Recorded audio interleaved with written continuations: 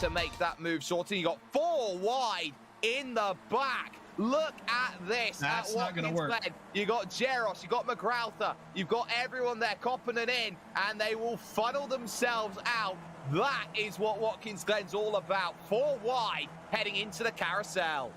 Styles seems to think so. He looks to the inside, coming down into Brooklands. He's got the apex, but he doesn't have the right-hander into Luffield. This is going to be tough to complete it. A nose starts to pull ahead, and does the Lamborghini have enough grunt beneath it? It's hard to say yet. Now through Woodcote, this carries on, DJ. It carries on, and they're going to go side by side into cops. Here they come, waiting to see who's going to make it work. It is the Porsche that's able to pull it out. A great move, but here comes the fight back. This isn't done yet for the Demon Tweaks car. They're going to try to go around the outside here of Maggots. And Jack Styles sends it in deep, and that is going to get him into third. Tries to set him up here down the straightaway into Tarzan. Look at the immediate defense, but now, oh, he's a little weavy there, and he's going to have to give him the outside way deep into the corner. Lotfula somehow makes it. He wasn't quite on the apex, but that's the pass done for the 22. It's looking very good. Simo's going to try to tuck up behind in the draft. He's going to have to really send it here down into the Firestone turn, and send it he does down to the inside. But that's going to be a little bit of a fight back there from Pablo, but Pablo has to give up the ghost. Nobody able to make the overtake until now, as Mickey goes wide, forces himself to have to cover off the inside once again. Andy Fox trying the long way around, which is going to switch back to the inside. First change of the lead in some time as they elbow each other out of the way. And Andy Fox is your new leader. It's going to be 2 positions down. Oh no, they tangle. Mats Anderson coming together. Another little hello from Mickey. He did not like that.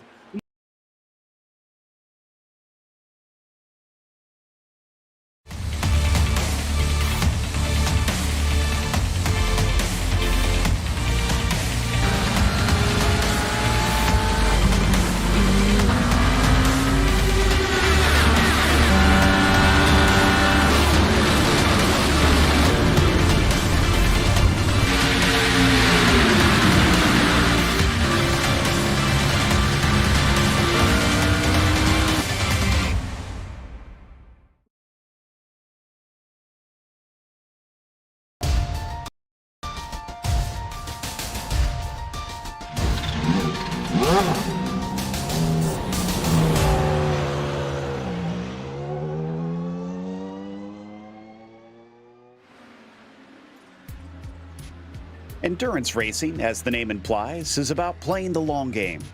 Going the distance and keeping the car moving pays dividends.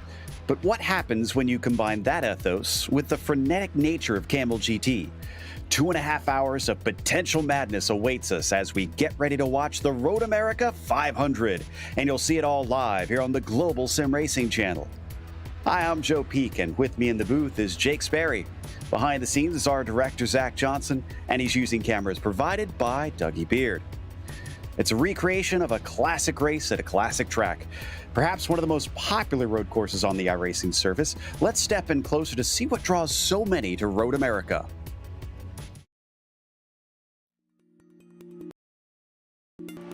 Welcome to Road America. Nicknamed America's National Park of Speed, it's easy to see why just by looking at how the track is laid out. Long straights are a major feature, and drivers will build up incredible momentum before they find themselves interrupted by tight 90-degree corners. In fact, for a 4-mile circuit, it has shockingly few turns. It also has little in the way of variation in layouts. The main course is only broken up once with a single chicane added in the bend version. But don't take this to mean that it's a boring track. Elevation change happens many times over a lap, with a few places taking you into corners which are quite blind. But two of the turns on the back half of the course are perhaps the most distinctive. One is the carousel with its more than 180-degree radius. It just feels like it never stops. The other is the kink. Terrifyingly fast with very little runoff, it can end someone's race in a flash. As you'd expect, the heavy braking zones make for some ideal overtaking spots. Turn 5 sees plenty with its downhill entry. The hurried downs can offer drivers a chance at a sneak attack if you're brave, and then Canada Corner gives you one last shot before the lap is over. It's no wonder major organizations such as IMSA, IndyCar, NASCAR, and the SCCA all host major races here. All in all, many drivers rate this track as the best track in North America. Many who hop in the seat and try it can quickly understand why.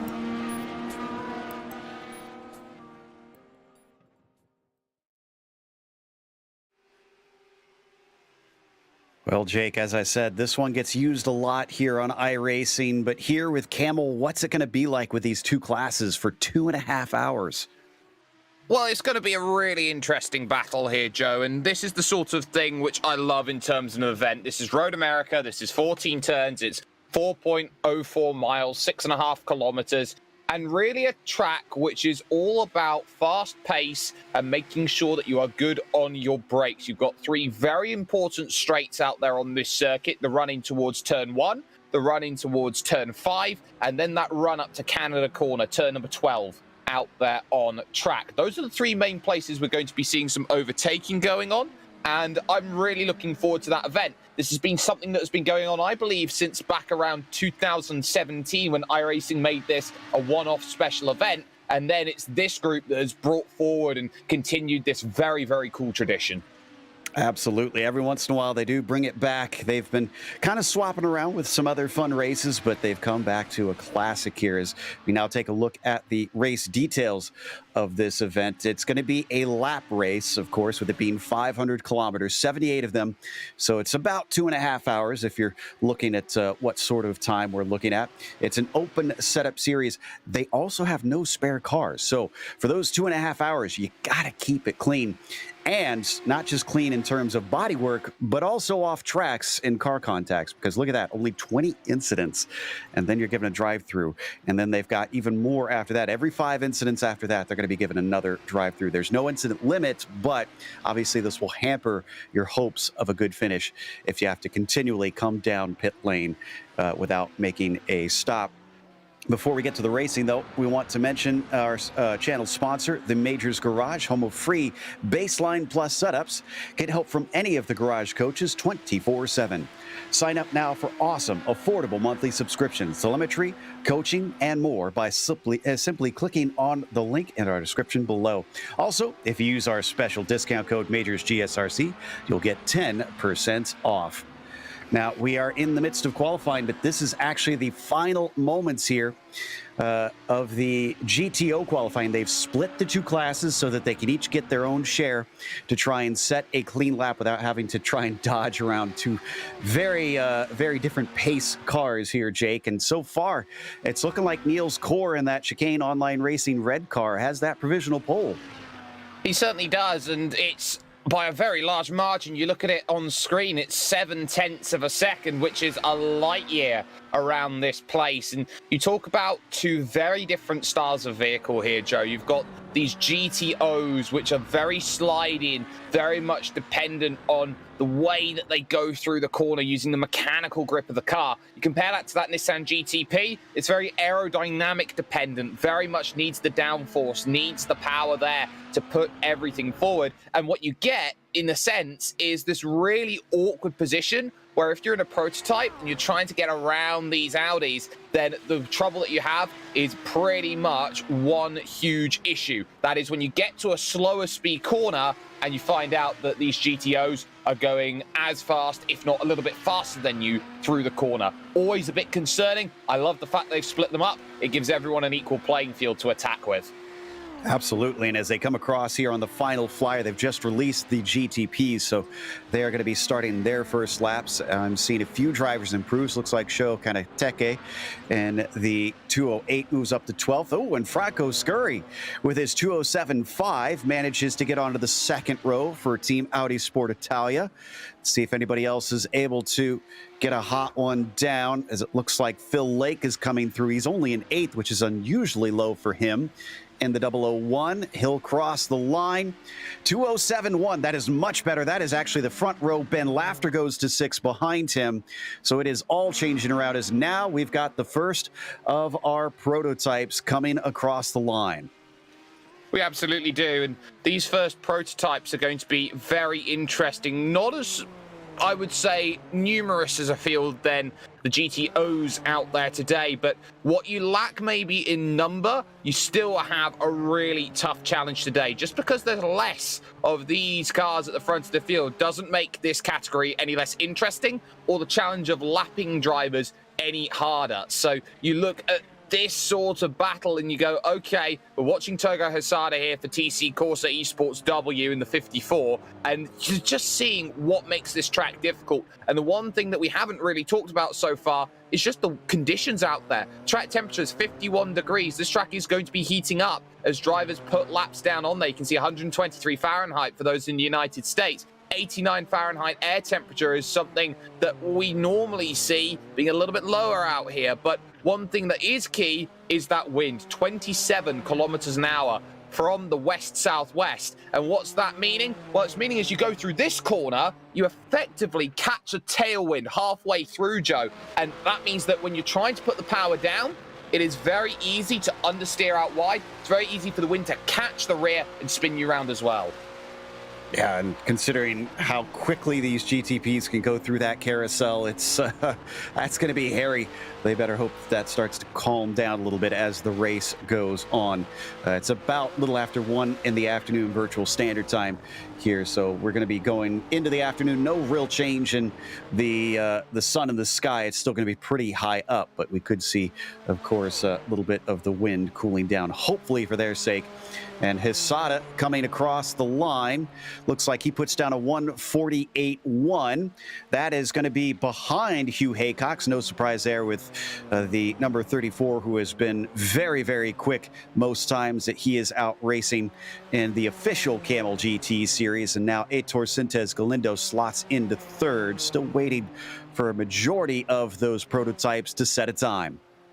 Absolutely, and this is going to be a very, very tough battle out there today. You're going to be seeing a lot of drivers trying to get themselves out there, trying to put all of the best times available for themselves on the board. Javier Mosquera is certainly one of them for the Team Pepe Frog team out there at the moment. He's going to be making his run out of 13, Bill Mitchell-Ben into this final corner. It is going to be a crosswind across this front stretch as they crest the rise and make the run towards the line. One thing that you're going to be finding out is just how difficult a race like this is to keep clean, because that lap does not count for Mosquera. One off-track incident point is very easy to come by around here, and to think you've got 20, you're telling me, Joe, that you need to go 4 clean laps without an incident. That is going to be very hard, and I expect for some drivers, if I was driving, I was making 1 incident a lap, I'd be pitting after 20 laps and then every 5 laps afterwards, and that was a big accident.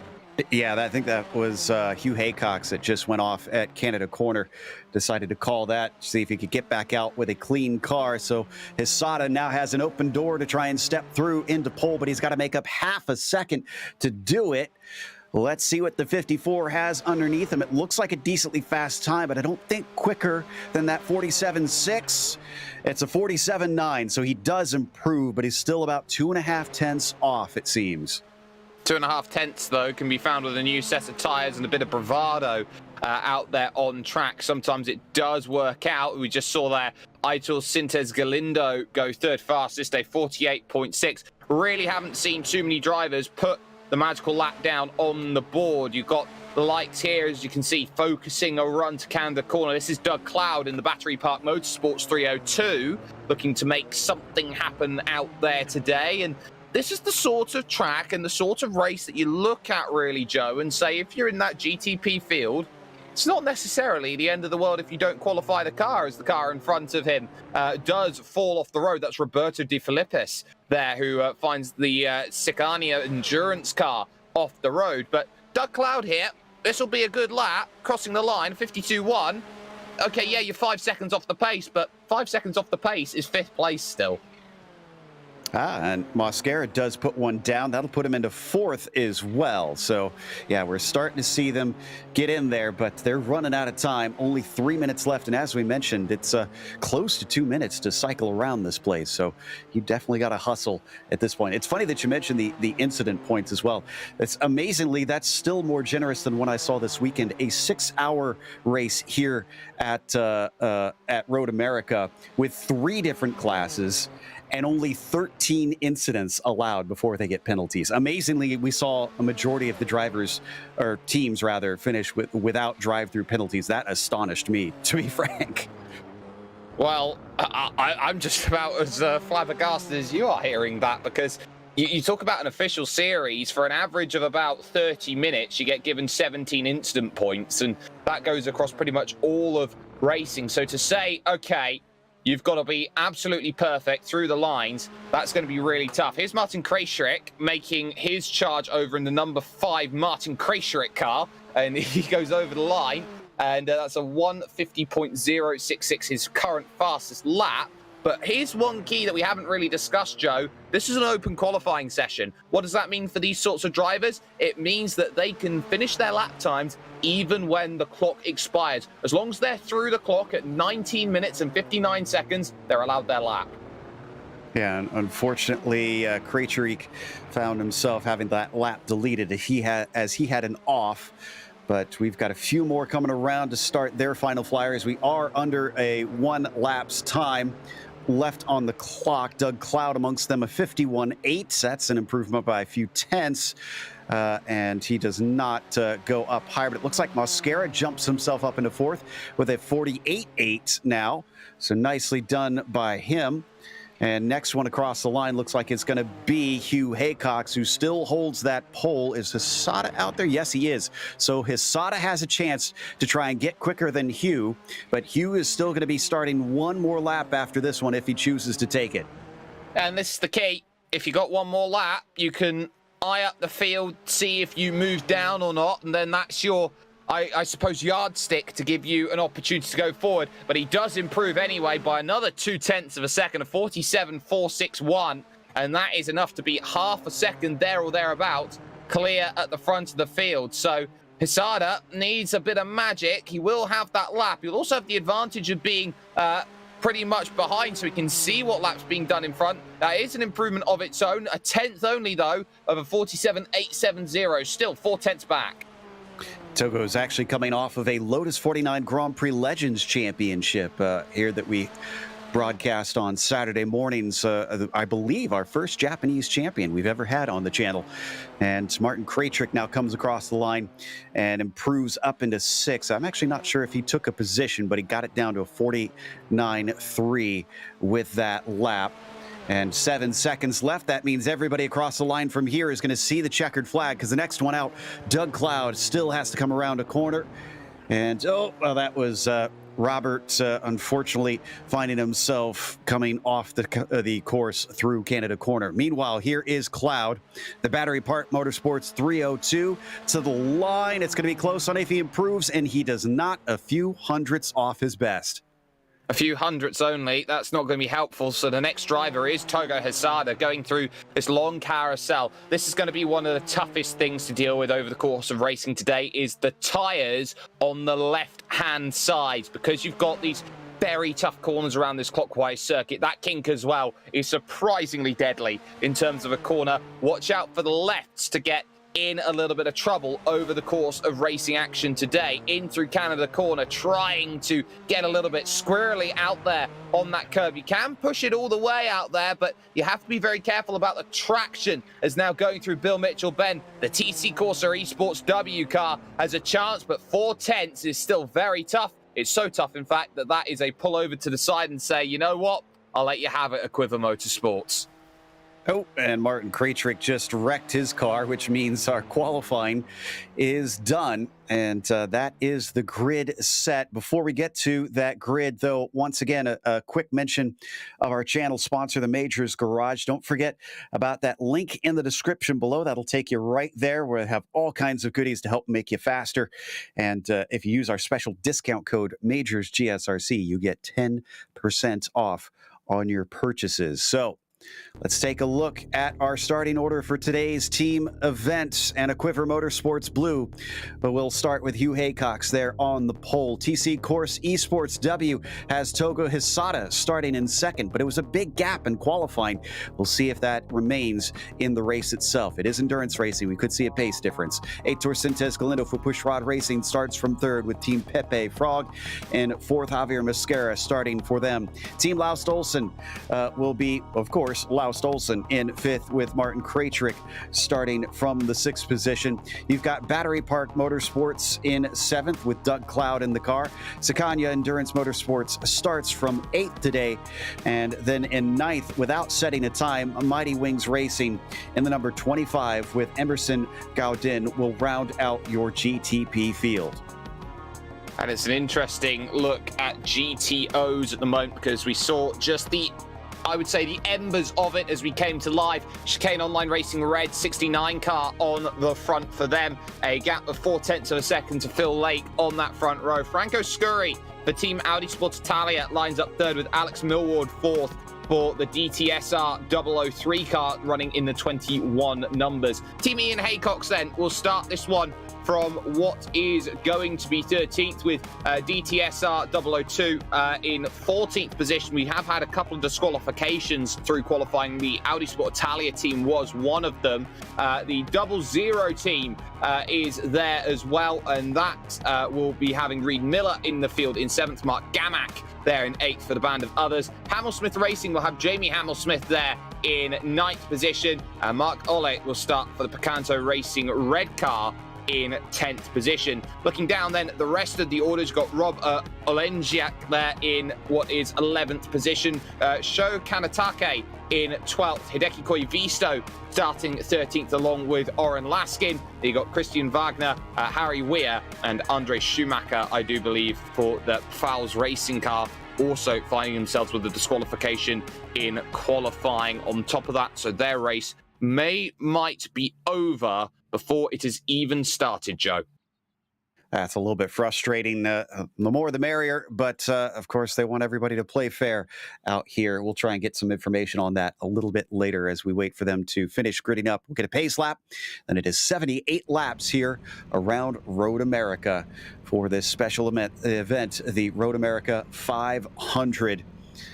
And as we see them out there, a little bit disappointed we haven't had anybody hook up their cams. We have been enjoying getting to see Hugh Haycox's father, Ian Haycox, races. He's been a very special interest story that we've been following in recent times. He's unfortunately lost the lower half of one of his legs in a motorcycle accident recently. He's had a special setup hooked up to his racing rig, so he's racing with one foot and has actually stayed competitive impressively, running top 5 times, sometimes podiums out here in the Kamel GT series. So we'll see how he fares over this long race today, and you can see them already taking off on their way down towards turn 1 behind the iRacing pace car. And this is what you see. You see some amazing stories come along from a very close-knit community like this one. All of the racers give each other the utmost and total respect when they're out there driving, and you see it time and again, when you go out there and you see your driver look through hardship, you know, it reminds me a lot, Joe, of what happened to Billy Munger a few years ago, how his accident in Formula 4 just completely changed the way he had to drive. And he stayed competitive as well, and in fact became an icon actually for a lot of drivers out there in the racing sphere. So I think that the one thing I love about racing is that it doesn't matter what issues that you always have the opportunity to push forward and make something happen. And, you know, it's the same thing. Alex Zanardi, another story.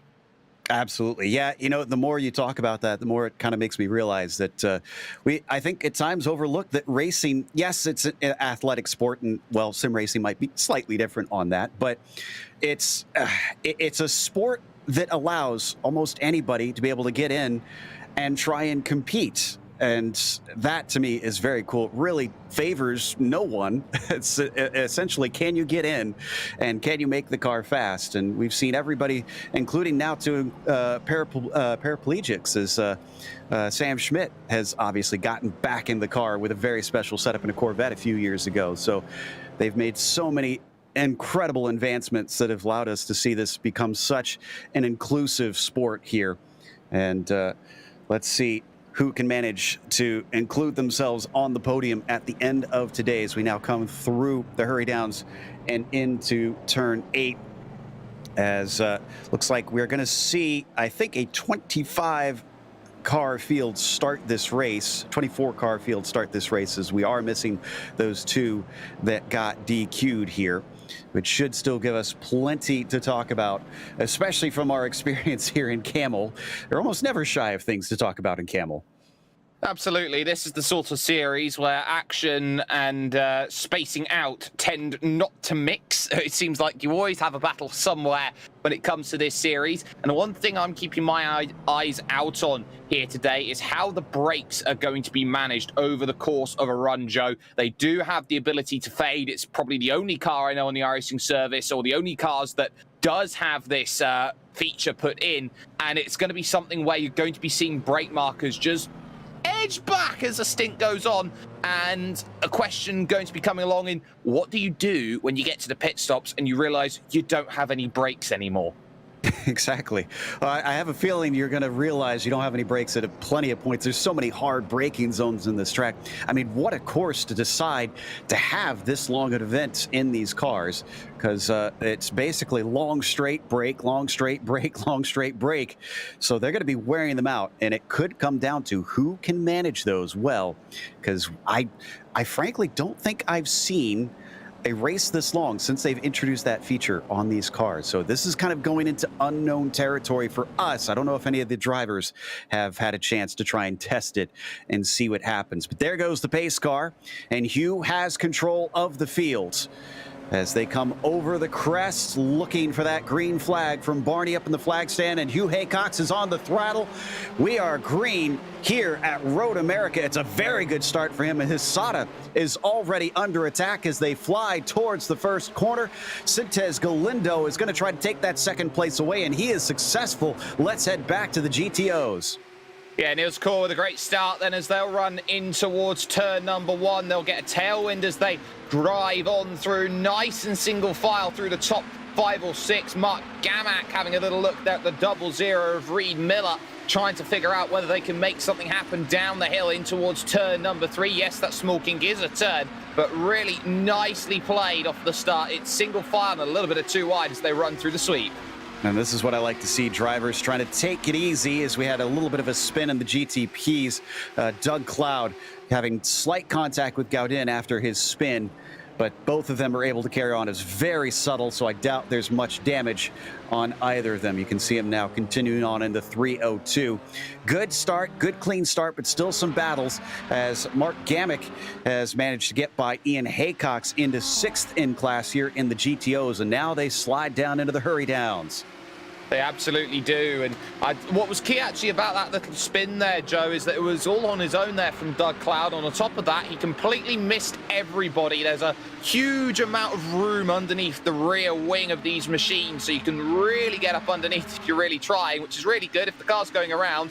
and only the corner manages to find a way under because you can very easily avoid it. But they can see the 21 car trying to make some progress there in the 003 DTSR. You got the 001 DTSR car just in front of Alex Millward. You're going to see, oh, trouble, and that is through Bill Mitchell Bend, and that is Martin Krejcirek. Wonder if that's a solo incident. Yeah, looks like it is. I think he went a little bit wide through there and found himself spinning off. I think Laus Olsen may have got a piece of him. We'll check it in a bit. Oh, but he's actually heading in to pit lane already. Well, that's interesting. He must have gotten hit in the suspension then, because this is way too early for a scheduled stop. I'd certainly agree with you there, Joe. And there you can see, if you can zoom in on it a little bit, there is damage to that rear wing, as you can see. Battle on for the GTO race lead as the chicane online racing red car. And already you start to see the gamesmanship. Alex Millward very happy just to lift off and conserve going in towards turn number 1. This is what you love about endurance racing here, especially over the course of 78 laps. It's the fact that you don't have to win the race on lap 2 of 78. You can sit back, you can wait, you can save fuel and try and do it in the safest way possible. The safest place to make an overtake on these sorts of circuits, Joe, is in the pit lane. Absolutely, and we're expecting about 3 stops for both classes, but that shouldn't vary too much. The real question is going to be when they take them, and then obviously who is able to save enough fuel to maybe make them a bit shorter once we get to the end of the race. And yeah, this is not separated for the lead, as I think, oh, was there a problem for Hideki Koivisto? Thought I saw him losing some positions.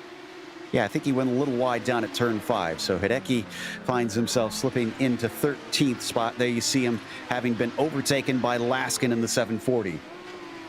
Yeah, that was just a clean overtake there, Joe. There was nothing wrong with that. The EVA car, and for all of the wiles that it has, it's not quite a mech, I would say. Just outbroke himself a little bit through the corner, which opened the door up, and that is more trouble down there, and this time it's through the long carousel. Yeah, that's Harry Weir in the 22. Not sure what caused this. I'm checking on mine. Ooh, there was a bit of contact on this one. We might want to replay. That was with Christian Wagner's number 24. Oh my goodness. And this... Like, he gets the most almighty, yeah, he gets the almightiest of runs there, Joe. Has to escape to the grass, and by the time he comes back on, he's just got no room to brake. That was a bit bizarre. Yeah, just didn't. I wonder if there was a missed shift then from Weir that kind of put him out of pace, and that's what caused those two to come together. Thankfully, they're both able to get going, but now they've got quite a bit of a gap, and it looks like Krejcirik's already caught up after his stop to try and overtake. And that's the other thing. This is perhaps the calmest part of the race because the leaders have not caught the tail end of the GTO field yet. Once they do, at that point, you can say goodbye to peace and quiet. You certainly can, but the good news about it is that more often than not, when you get issues with traffic, it's because you've got 2, you've got 3, you've got 4 Nissans trying to find their way through the Audis. Right now, you look at the gaps, and they're all pretty nicely spread out already through the early stages. Hugh Haycock's out to a 2.5-second lead over Aitor Sintes Galindo. And you just look at the way that Hugh's driving, it's just calm, it's what it needs to be. And effectively in iRacing, and this is a little bit different to, say, Formula 1, where most people understand blue flag rules. And, oh, there is the 02 car, Emerson Godin, yeah, in all sorts of trouble. And that is what we call beached in the tyres. Yeah, he's in an awkward spot to try and get turned around. Looks like, yeah, he had plenty gap. He could get it back onto the track without having to worry about being run over, because that's a blind corner. That wall prevents you being able to see it around it until very late. So looks like he spun it on his own. He's once again rolling. Already we're seeing drivers having trouble just driving the cars, let alone make it to the end of this race. And hopefully that's not a bad sign, because we still got a long ways to go today. Well, hot conditions normally means a lot of understeer, and that's going to be a track which will be cooling as this race goes on. It's 51 degrees. It is sweltering down there. You could fry an egg on that track at this moment in time, Joe. So if anyone wants breakfast, you can just use the asphalt. It'll take a couple minutes. I wouldn't eat it off of there, but I'm just proving it's a point of concept. We're in Wisconsin. Maybe we'll get some hot dish fixed up on it as we watch our leader in the GTPs come through the carousel once again. We've got a little bit of a battle brewing down in the GTOs for 4th place. Ben Laughter is leading along Mark Gimmick and Ian Haycox, and you can see him closing in under braking, and a little bit of a look in as Mark maybe wants more than just to be riding in a train.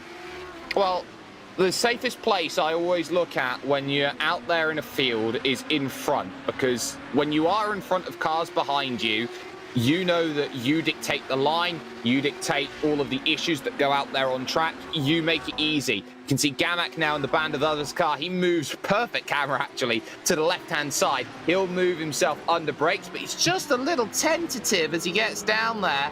Ben Laughter just taking that outside line, running in about 5-10 meters later under brakes, and it just gives him that ability to defend. And this is what you're going to be seeing out there as Krejcik now is going to have to try and make his way through this battle, which is legitimately for position out there overall. The big issue that you have when you're in a battle like this is being overcommitted. Last thing you want to do is just go 5 meters too late trying to make a move and find yourself sailing 50 meters down the road. Indeed, and yeah, this is kind of the worst place that Krejcik could have caught them. There we go. Here's a good spot, using that downforce on the carousel, and he is past, allowing Laughter and Gimmick to carry on their fight. But look at how tight he is. If he gets a good run through the kink, he backs it up a little bit. Is this for the launch off the corner? If it was, didn't quite look like it worked, although he's still within reaching distance. And that's the key, you know, if you want to make a successful overtake around here, and this is what I love talking about, is pressure, because pressure is not something that other drivers quote unquote put on other people. It's all internalized. It's all what you do in your head. And if you feel like you are pressured by the car behind, you don't feel confident that you're going to keep yourself ahead in terms of a battle. So if you can keep yourself calm, keep yourself ice under certain conditions, you're going to be a really good racing driver, because pressure, who's heard of it? Well, Gimmick has heard of it. He's trying to apply more of it to Ben Laughter, and he's going to look to the inside. This time he's got an overlap. Maybe he can actually get this done without the pressure, side by side, and he's got the inside line. Working his way the long way around. Ben Laughter finds that understeer you mentioned, and he gives it up to the band of others team, moves into 4th.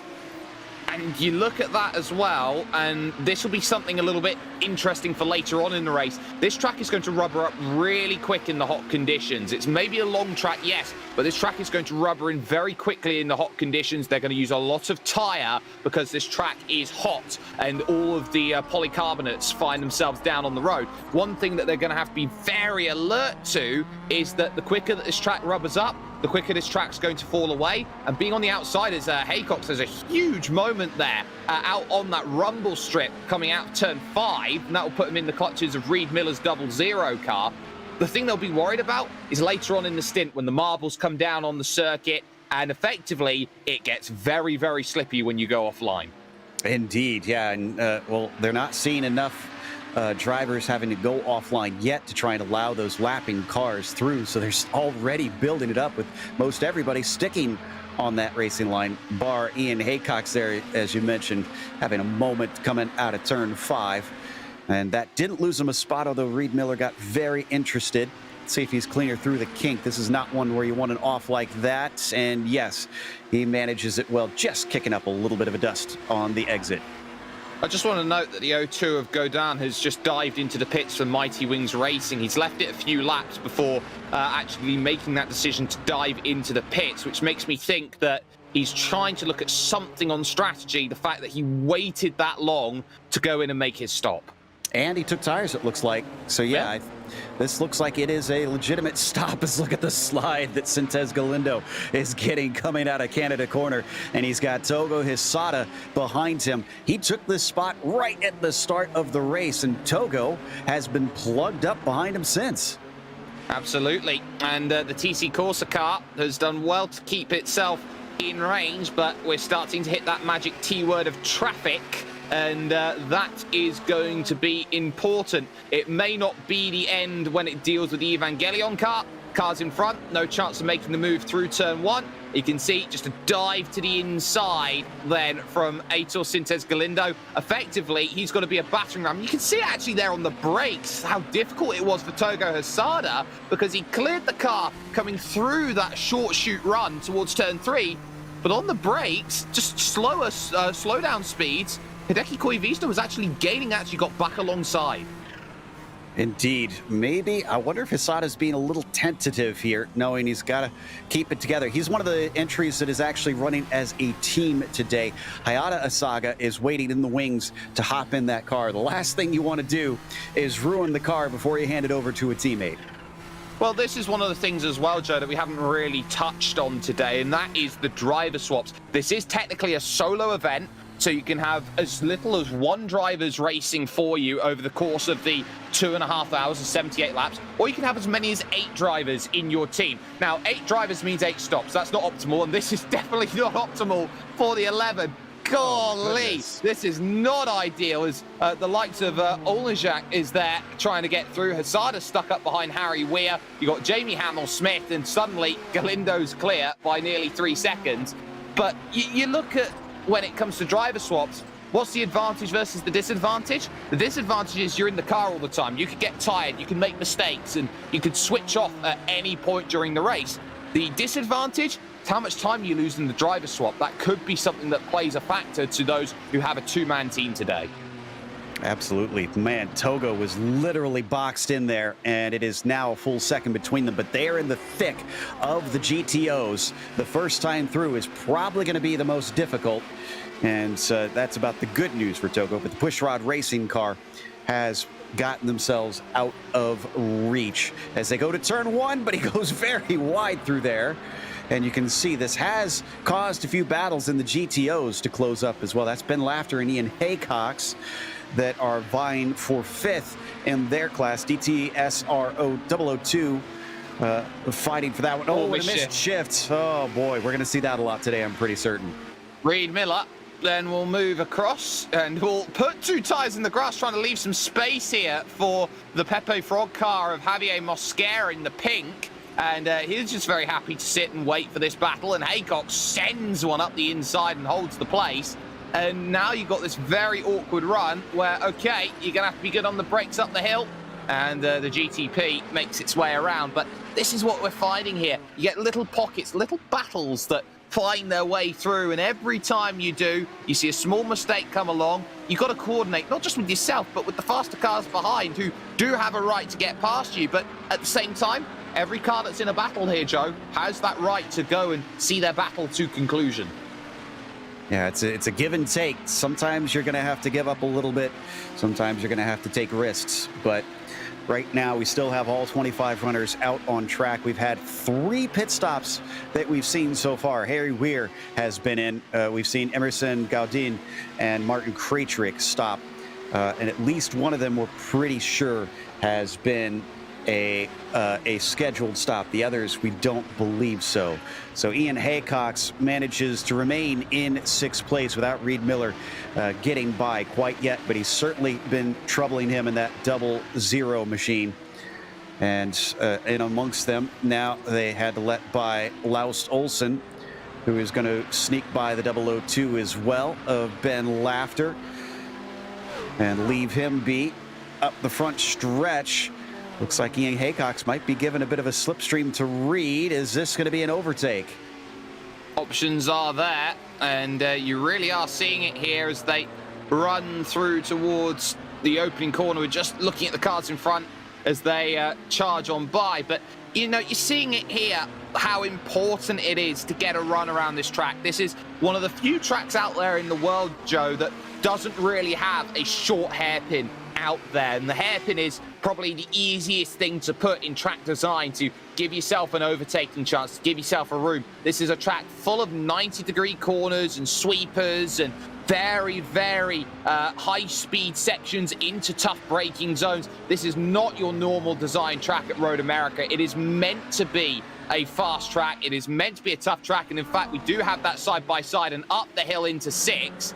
Reid Miller has just managed to put the pass down on Ian Haycox, and they'll be looking behind because Jamie Hamill-Smith for the Hamel-Smith Racing team, not a million miles away. And coming down into the braking out of the hurry downs, it looks like Miller's going to be able to retain that one. Doug Cloud now going to interrupt them, work his way around the outside of the carousel. Jamie Hamel-Smith is starting to close in along with Rob Olenek as well. A bit surprised at seeing that Dirty Torque #1 car as far down as he is. Rob is usually vying for wins in the regular Kamel GT series, unless he is kind of playing patient and saving his stuff, as we've been talking about. You know, we mentioned saving the brakes. There's also those tires over the course of his stint. They're going to be going for quite some time. I wonder if just maybe going a little smooth and slower at the start is going to allow him to reap the rewards with better pace at the end of the stint. Oh, I've just seen Mosquera, actually. He's just gone off the road, just to cut you off there a little bit, at the final corner. Just been passed by Laust Olsen. He's actually backed it into the tyres as he just went for the turn, Joe. He grabbed the grass on entry, and effectively he's lost 1 place for it. So he's now back into 5th place, and he'll be nursing damage for a lot of this race. Oof, well, that is a long time to have to deal with that, unfortunately. We're going to take a look at the replay.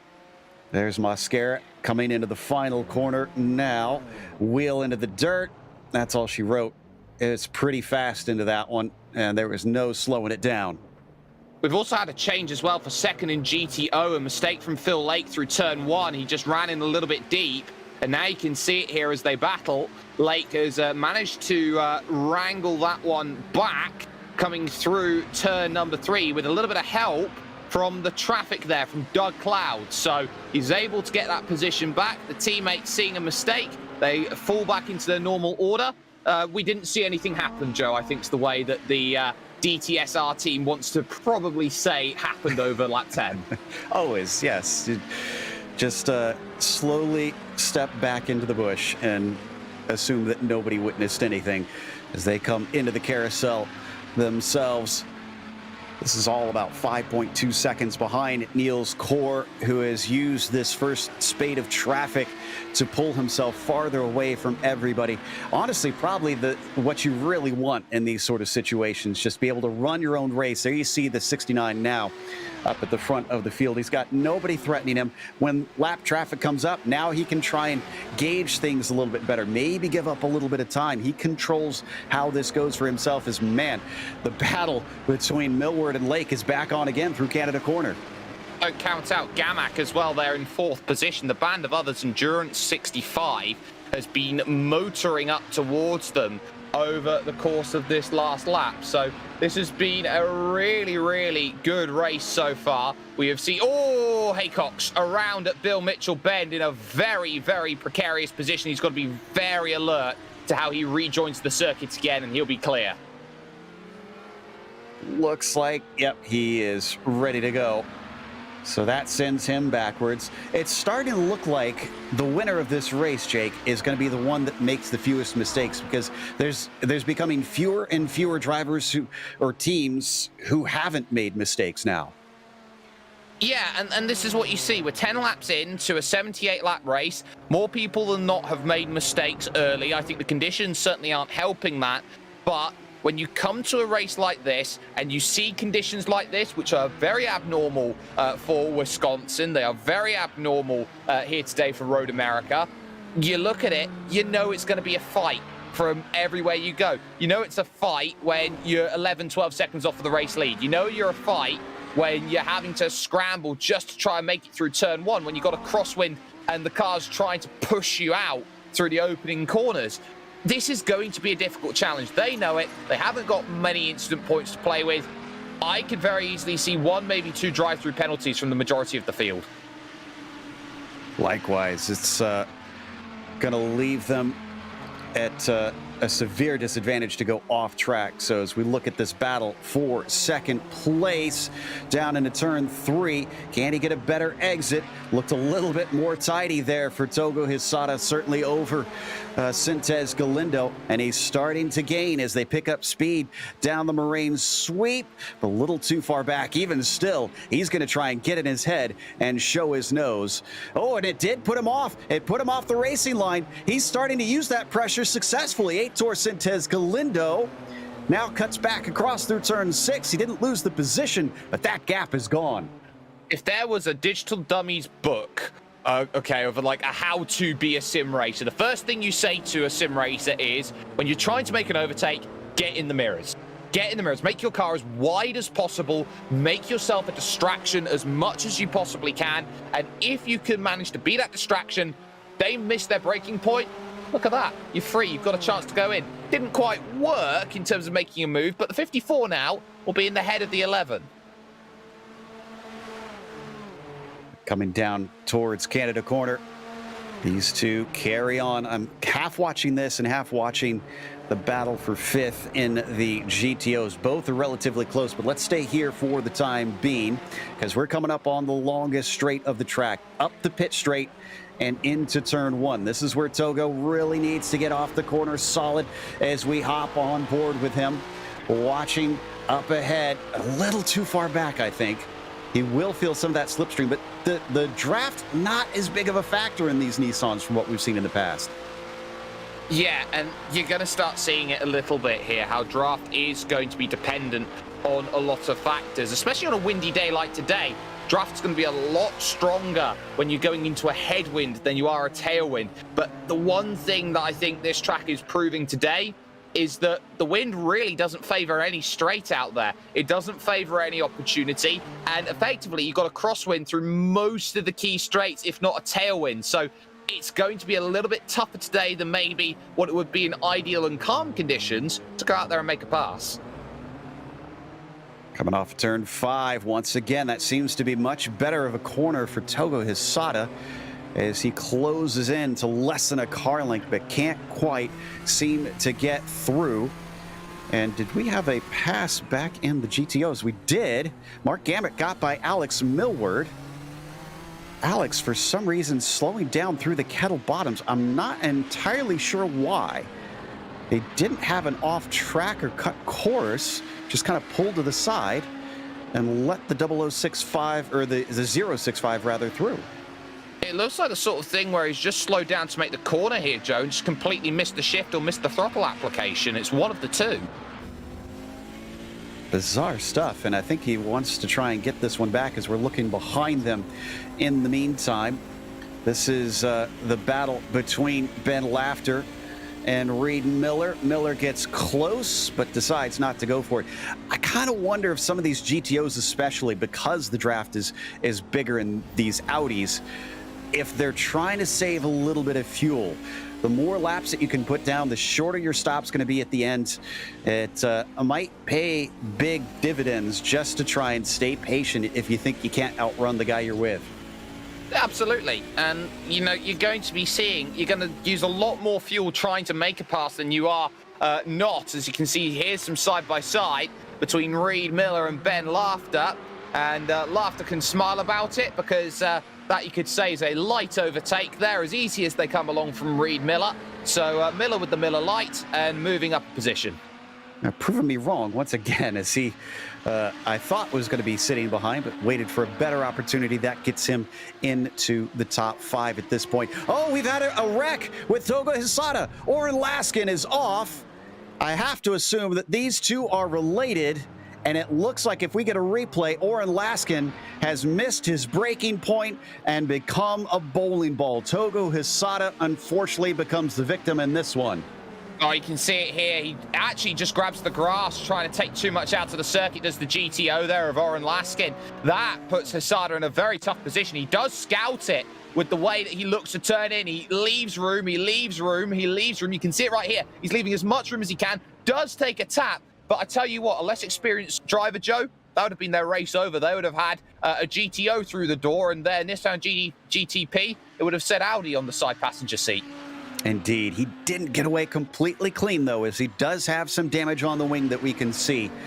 And yeah, the left rear is where he's sporting a bit of that. And they can't do that like modern prototypes where they can just clip in and clip out wings. So he has got to try and get that banged away on if it is costing him speed. And straight line speed here is everything.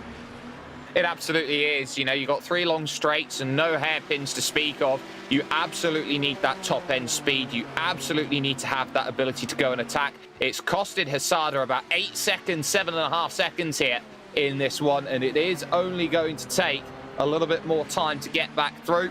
So it will just be a case of how does the car feel and get a couple laps in. It is also going to be very tough to get that repaired because, of course, you are going to take that hit. You don't know how much damage you have until you stop in your box and say, okay, how many seconds of repairs do I have that are, quote, required? And how many are, quote, optional? The difference between the two is required repairs is essentially damage that you can't do as we actually take a look at the Pepe Frog car diving in. This is an example because of the damage to the rear wing.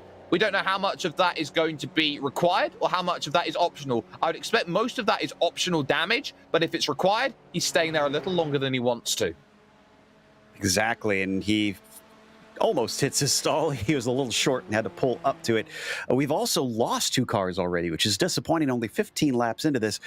Mighty Wings Racing has unfortunately DNF'd, and so has the 22 with Harry Weir. So we're down to 22 cars left at this stage, and we had a meatball flag for Christian Wagner, who's, he's now in pit lane.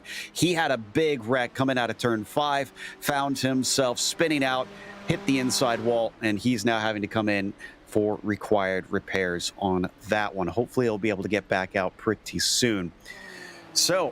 And Mosquera's already done. So that was actually a relatively short stop, it looks like. 31 seconds. They're looking at about a minute long or more for a full stop. So as he comes back out, the 17 cycles to last of the running GTPs here in this race.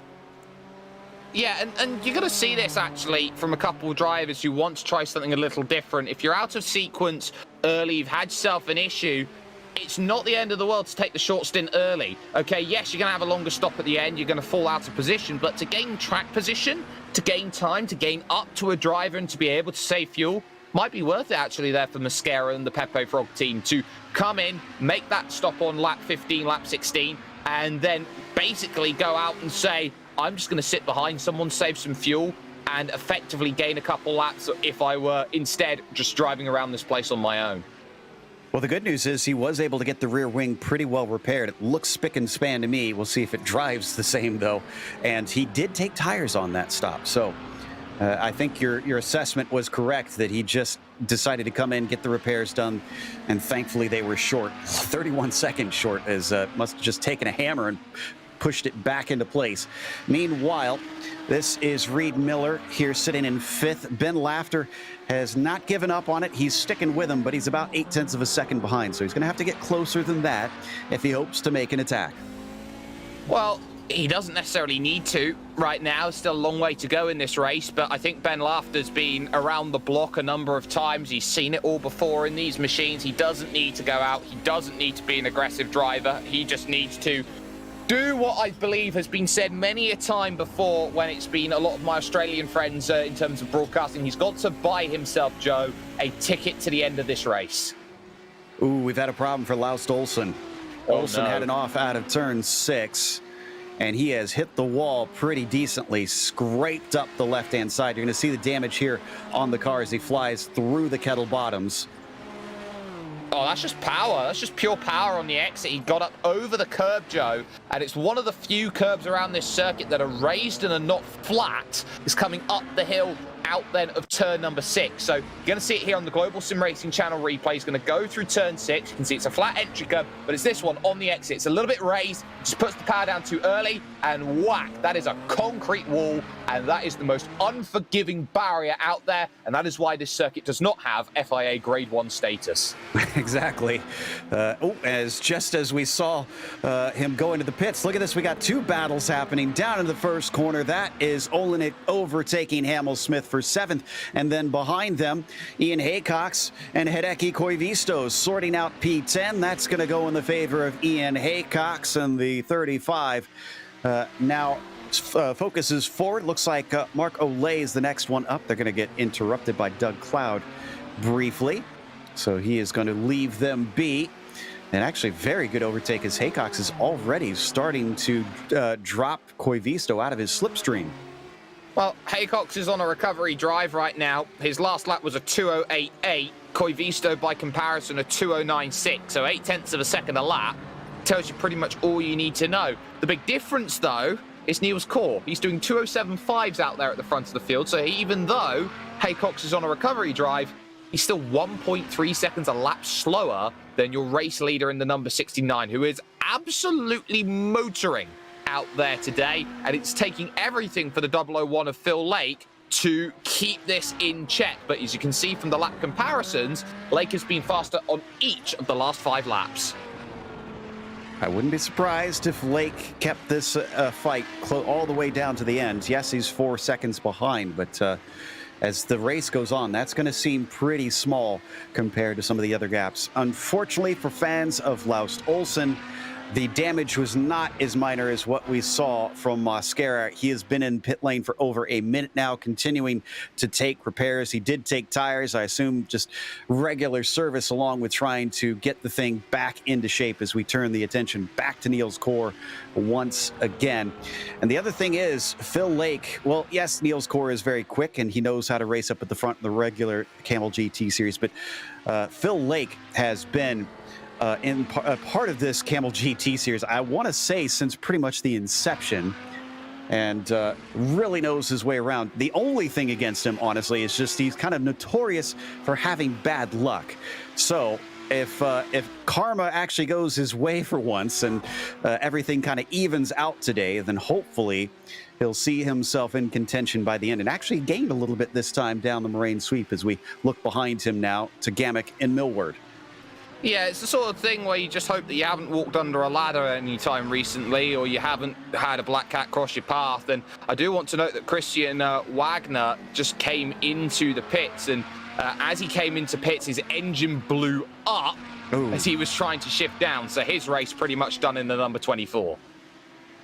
Let's see if he's got a checkered flag next to his name right now. Looks like he does, yeah. So that means he is officially over and out of this race. So unfortunate. It's a long enough race. He probably could have gotten back in and tried to see the checkered flag, but I can understand not wanting to try and hang around the back for the remainder of this thing.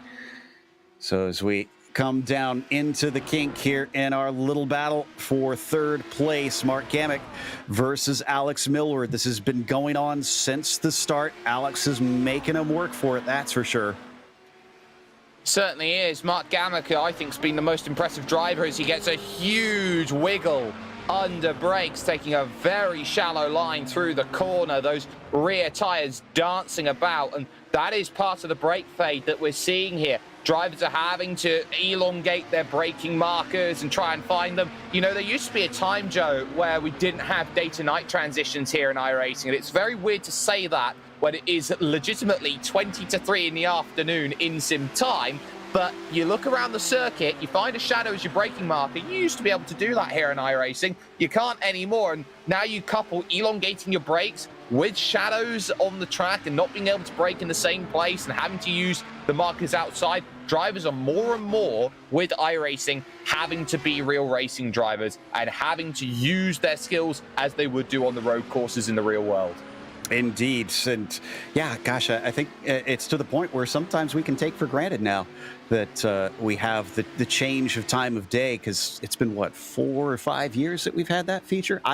If it tells you anything, I joined iRacing at a time when you couldn't repair the cars. That's how long ago I got on here.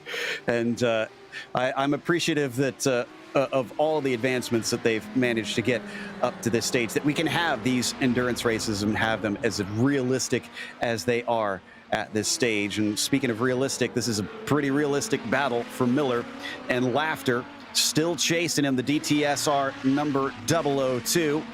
DTSR team certainly putting down a number of drivers here today, trying to see if they can stack things in their favor to take a win. And we're starting to get into the thick of it. 20 laps into now this 78-lap race. So we're a quarter of the way through things. And we're starting to see who are the major players and who maybe is going to be just fighting for scraps. Absolutely, and don't you just love it, Joe, when you can see them shifting through a corner, you get that spit of flame coming out of those side exhausts as they run through. They've got a little bit of traffic trying to get through. That's Roberto De Filippis there for the Scania Endurance Motorsports team, and they navigate around that pretty easily through towards Canada Corner. But you're seeing here how these drivers want to be players of the game. They want to be in a battle towards the end. They want to be targeting something off of the start. And it's around this point, lap 20 to lap 25, just around when you make that first stop in the race, that you go, okay, this is what I've achieved so far. Now we start to think about that target. We're heading towards a third of the way through the race. Now you can start to plan, because the first third of any race is just survival. Keep yourself in the race, and then from that point onwards, do you have a chance? Luft gets close again. Very happy just to sit off, not make that move in towards turn number one, but he's proving that he's close, and these two, pretty much when they run in the draft together, both can make moves on each other.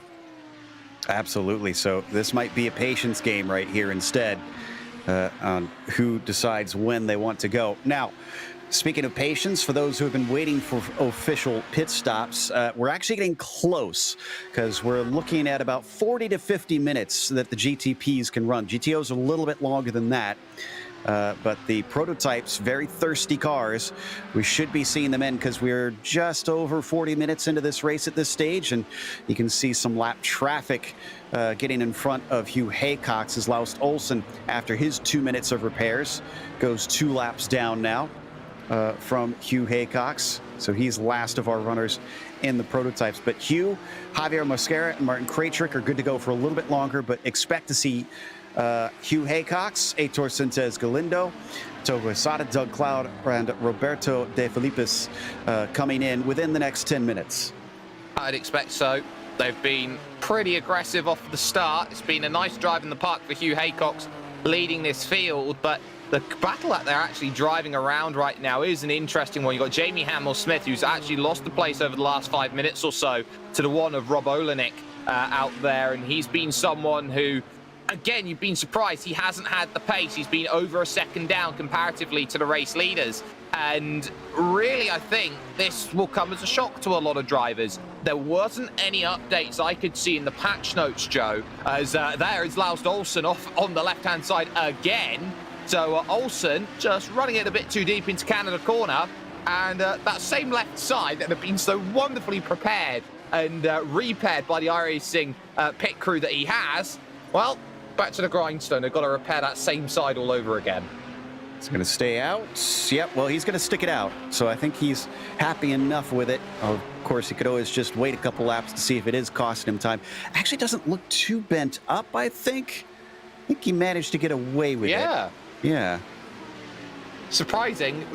It's the sort of thing where you have that sort of incident at Canada Corner, Joe, and the one thing that is so easy to do down there at Canada is to lock yourself up on entry and just plow in head first. That's always going to be one of the tougher things out there, which makes life very, very difficult. One of the other things, though, that is going to be tough when you get to Canada Corner is you try and save that car. And I think Laust Olsen did very well. He scrubbed the speed off in the gravel, and it's not often that you talk gravel traps right now in this modern day of motorsport. They are few and far between, because traditionally, when you go over gravel, you get air, and the braking property of the car is a lot less than what you'd have traditionally on asphalt. So that's why Tilkodromes have a million miles of runoff. It gives you a chance to save the car. Not here. You've got to be absolutely on it. And Olsen tried his best, but just glanced that tire barrier. Yeah, a lot of the American tracks still have that gravel, and some even just have grass to the outside still. But as we watch this battle a little bit farther down in the GTOs, that is Hamill-Smith in the yellow and blue, and Rob Olenek in the number 1. Olenek is another one that is going to be running solo. Hamill-Smith will, as well as the 52, has had a big off. Well, fortunately, it's no barrier there for Roberto De Filippis, and it's right on cue that he'll dive down into the pits and take his stop. And, well, why wouldn't you here? On the brakes, going into the final corner, just carried too much. And that, I think, is just the brake fade. Trying to find a point, and the car not responding on that inside line and just completely drifting off the circuit. So down onto the pit lane, probably get some fresh tires that don't have dirt all over them and get that repaired. Oh, and Laust Olsen has been having a heck of a time here today. He's off again, also in the final corner, but this time he's hit the wall, and this time it was much harder. He's going to come into pit lane to get more repairs. This is very unusual for a man who finally got his first win in the official Kamel GT series on the broadcast races, and seems to be struggling when it comes to an endurance race. So we'll have to talk to him hopefully a little later, see what's causing that car to just not serve him well this afternoon. Meantime, looks like Mark Gimmick being chased by Millward, but much closer than what we saw before. Absolutely, and Gimmick has got himself ahead, and he's just having to be patient here and defend that third place. He's let that 001 car go about 4 or 5 seconds down the road, and it's again another 3-4 seconds to the 69 car, so definitely not out of this race for victory, I would say today, the 065 machine. But the band of others car is just doing a job, just trying to keep this race in check, just run a few good laps. But Alex Millward is just proving that he's going to be a tough cookie. He's going to be there. He's going to take out the DRS sign if ever you needed any in these Audi GT90s. And that, I think, deserves a replay, Joe, because you don't often save them going that far off the road at the kink. Yeah, that, I think that was just about 4 wheels in the grass. We need an onboard to see what those hands were doing, because that had to have been a frantic moment inside the cockpit. They're going at huge speeds once they reach the kink. Yes, they do have to brake some because they aren't really downforce cars, but we're talking 125 miles an hour when you're flying through there for the number 21. See if we can spool that one up, because it doesn't look like he's close enough to try and attack here. No, definitely not close enough to attack, but he's crucially kept us up within a second, as we are going to see it right now here on the Global SimRacing channel replay. You can see it's a very large steering wheel, so you really have to work with it, try and get yourself turned in. It's a very, very tough car. You can see moving through the right, trying to carry that speed, and almost full opposite lock, trying to save that. That car was always trying to bite over towards that inside. You think you'd try and be steering the opposite direction at 120 if you were in a real car? I think I'd be praying. Exactly, yeah. Both hands off the wheel. Just please, God, save me as they come up the hill under the Corvette bridge. And he's caught back up to him, so he hasn't let it phase him. And Alex, not only known for these vintage cars, of course, he's a regular runner over in the Sunday Grand Prix Series, the Lotus 79s. As he has often shown himself to be a contender for wins in that machine. Right now, just trying to see if he can squeak out a podium here today in somewhat more recent cars with a few more fenders and doors on them. And he's getting close to a third of the way through as well. So would likely be seeing these GTO cars down on pit lane in the near future. Looks like these GTPs are going a lot longer than I thought, because I'm seeing about 50 minutes in on my timer now. So any moment. Just jumped. So second place, then Aitor Sindez Galindo, the pushrod racing car, Joe. You know how you're saying at any moment? Literally at that moment we had a pit stop. See, I need to start eliciting the commentator's curse more often then, I guess. Aitor Sindez Galindo there in the 11. On his way to his stall, Hisada, likewise, Hugh Haycox, rather, in the 34, has managed to not only be fast, but save fuel as he's carried on. So somebody has got to start looking at what his feet are doing, because my goodness, the fact that he's managed to pull such a gap over the rest of the field and still have a lap extra of fuel is something else. And I think we're getting driver changes. Yes, indeed. Togo is handing over to Hayata. I believe we just saw Doug Clouder just come off of a spin there through Canada Corner. That's what we saw him going slow through that section of road. But yes, we are starting to get now into the pit stop cycle, and it really is telling which drivers are doing well, which drivers aren't when it comes to fuel. And actually, we've just seen a brake fade for a race leader in the gravel. just about managing to save it. Hugh Haycock's just pushing the finest margins there a little bit too far with what was a 20-odd, 25-second lead coming into it. I have to wonder as he dives into the pits whether he's got Tinkerbell in that fuel tank, because there's some magic going on. He does get to the cone, so it looks like he's going to be able to make it to his pit stall. Not without a mistake, though. Doug Cloud is in. Oh, and Doug Cloud actually missed his pit stall on top of things. So the day goes worse for the 302.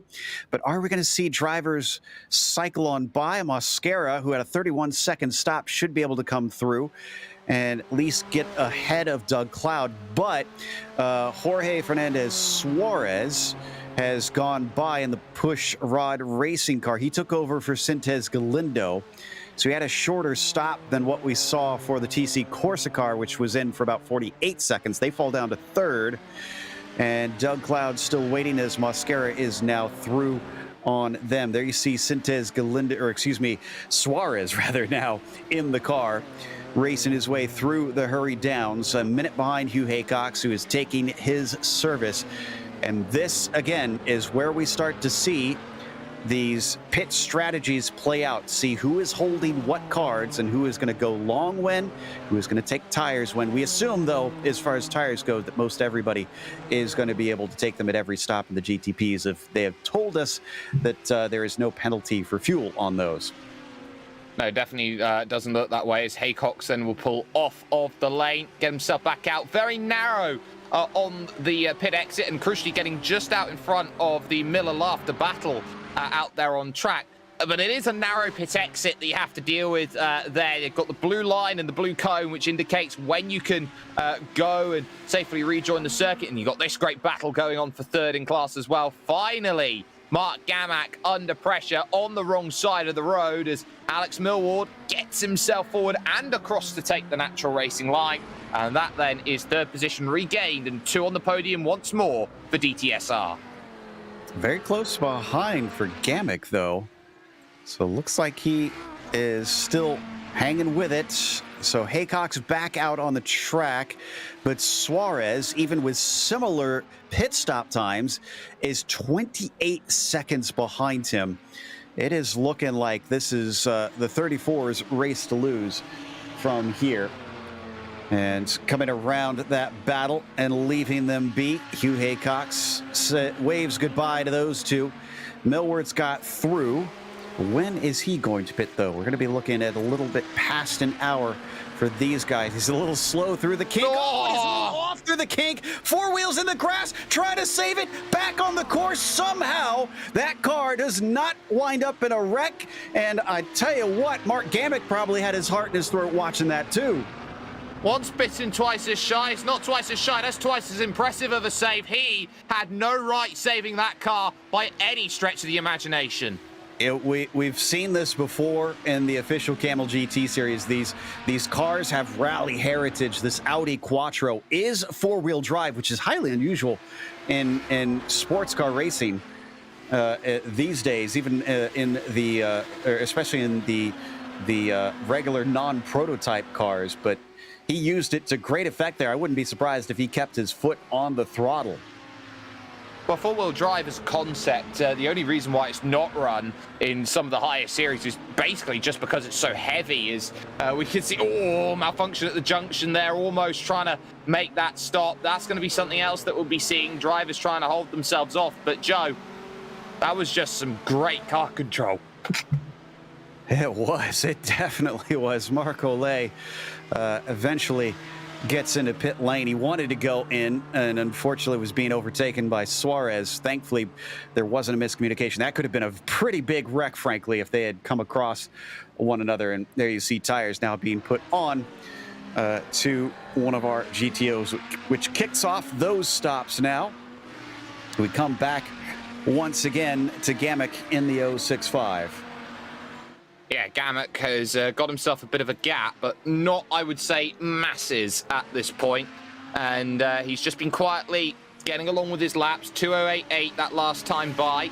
The times aren't really dropping that dramatically out there for Mark Gamick. His best time was a 2:07.7, no surprises, but over his laps. That was probably the slowest one that he's done actually in a long while. I haven't seen a 2:08.8 from him actually at all in this race. So that was his slowest lap of the race so far, maybe behind lap 12 where he had a 2:08.9. So they are fluctuating a little bit on the times, but mainly you're seeing a lot of battling coming through, and it's making life difficult. And we've just had a technical issue for the Scania Endurance car, the 52, which now finds itself multiple laps down at least. Yeah, looks like they unfortunately lost connection, so they are going to maybe try and get back into this. Oh, Mark Gimmick is in. So Gimmick is going to pit. Millward decides to carry on. Would have thought Millward would be the one to try and pit in a little bit early there. Let's see, is he running with a teammate? Actually, no, he is running solo. So Alex is going to have to try and carry the frazzled nerves after two very serious offs for the rest of this race. But Gimmick looking for his pit stall, and he hits his marks, immediately goes up on the jacks. The 065 is going to swap out. He is racing with a teammate. This is going to be Natun Cameron who gets in. Yeah, and an important driver change. It gives them a lot of time to think and focus as they get off of the jacks for tyres, but they still have to stay about a little bit then for the fuel out there. This behind Jorge Fernandez in second position. You have, and Hayata Saga actually, sorry, as well. So you still got the Miller laughter battle. That's still going on, but it is at a point now here, Joe, where, you know, you've had drivers who are leading. We've had drivers who have been pretty much there behind, who have been waiting in terms of this battle. At one point, you have to question how long has sitting and waiting for Ben Laughter given him an advantage in this race? I think that's certainly helped him out up to this point, because like we said, part of it is about preserving equipment. This really is vintage racing, because these things can wear out. Now, granted, they're not going to have suspension failures and things of that sort, but as we said, the brakes start to give way the more you abuse them and overheat them out here. As we're waiting on more drivers to pit in this GTO class. Laust Olsen, who is now our last running in the GTPs now that he's overtaken Roberto De Filippis. Oh, and Roberto's returned back to the field. So he's managed to reconnect. The 52 looks like he's going to try and carry on, thankfully. But will we see either of this battling pair decide to pit in this time by? Well, that's going to be the question. And you're going to see both of them come out to the final corner. Now, they'll go right if they want to dive in. So they're going to stay out another lap then and go for their 26th revolution of the circuit. That's going to be mighty important for both of them as they charge along this front stretch over towards turn number one. There is a driver who pits in behind, though, against all of this, and that is Jamie Hamill-Smith, who is down there in the pits now. He's making his first stop of the day in a 23. So he ducks out of the battle that he was in. Continuing to watch now Laughter and Miller to see whether or not Laughter will try and pull up and try anything, or is he just going to sit back here? I suspect he's probably sitting and saving fuel at this stage. Down into the braking zone. Is he going to prove me wrong once again? No. He takes a little look and then does nothing with it. A little wide there at the apex for the 00. And the opportunity is there, but the opportunity is not taken. Ben Laughter, yeah, he's playing some games out there. Well, the issue that you have when you run wide at turn number 5 is you don't immediately have a lot of room to attack in towards turn number 6. It's a short run up the hill where you're very reliant on your braking. And it is such a tough corner there, Joe, at turn number 6. The amount of times I've either gone straight on at turn number 6 or I've just felt completely silly and dropped about half a second to a second just because that braking point is so finite, because you are plateauing as you brake. You've got to be absolutely on it up that hill. And it is one of the most underrated braking zones, I think, in all of racing. I agree. It is one of the trickiest corners, I feel like, in racing, especially in North America, as we come down into Canada corner. And Javier Mascara is going to find his way by before having to interrupt that one, thankfully. Miller and Laughter carry on once again. So we've now had about a third of the GTO field stopped in for what we believe are scheduled stops. Anybody else going to be takers here this time by? Yes, indeed. Miller and now Laughter are in, but it looks like Millward, Lake, and Core have carried on. No surprise then, the leading three are going to try and bleed their tanks dry. Maybe these two already have. Behind as well, Ian Haycox is going to jump in, and Haycox has actually found in that stint a way back to the number one with the Dirty Talk Olinik car, so it definitely worked out there in terms of making that stop and making that charge back up through. So Haycox will drive down the pit, see these two up on their jacks, and go, I want to be part of that by the end of my next stint. That's my next goal. Question is, where is the 065 going to come out in this? Nathan Cameron currently in that car as Haycox, yes, hits his marks perfectly, and it goes up onto the jacks. There is Nathan, and he is coming out of Canada corner. Who looks like Bryce Calusa is going to get in the 002 machine. So he's going to be taking over on that one as more team swaps start happening.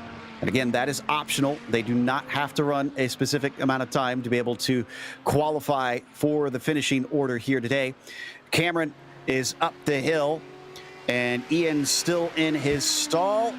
And there goes that 065 on through. He's going to manage to go past Miller and Calusa. So that battle carrying on, Calusa taking over for Laughter, but staying critically within distance of Reid Miller.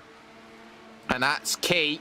And speaking of key, Hayata Saga there, you've just seen it on screen. He's just made the pass on Jorge Fernandez. That was for second position overall, about 45 seconds off of your race leader at this point in time.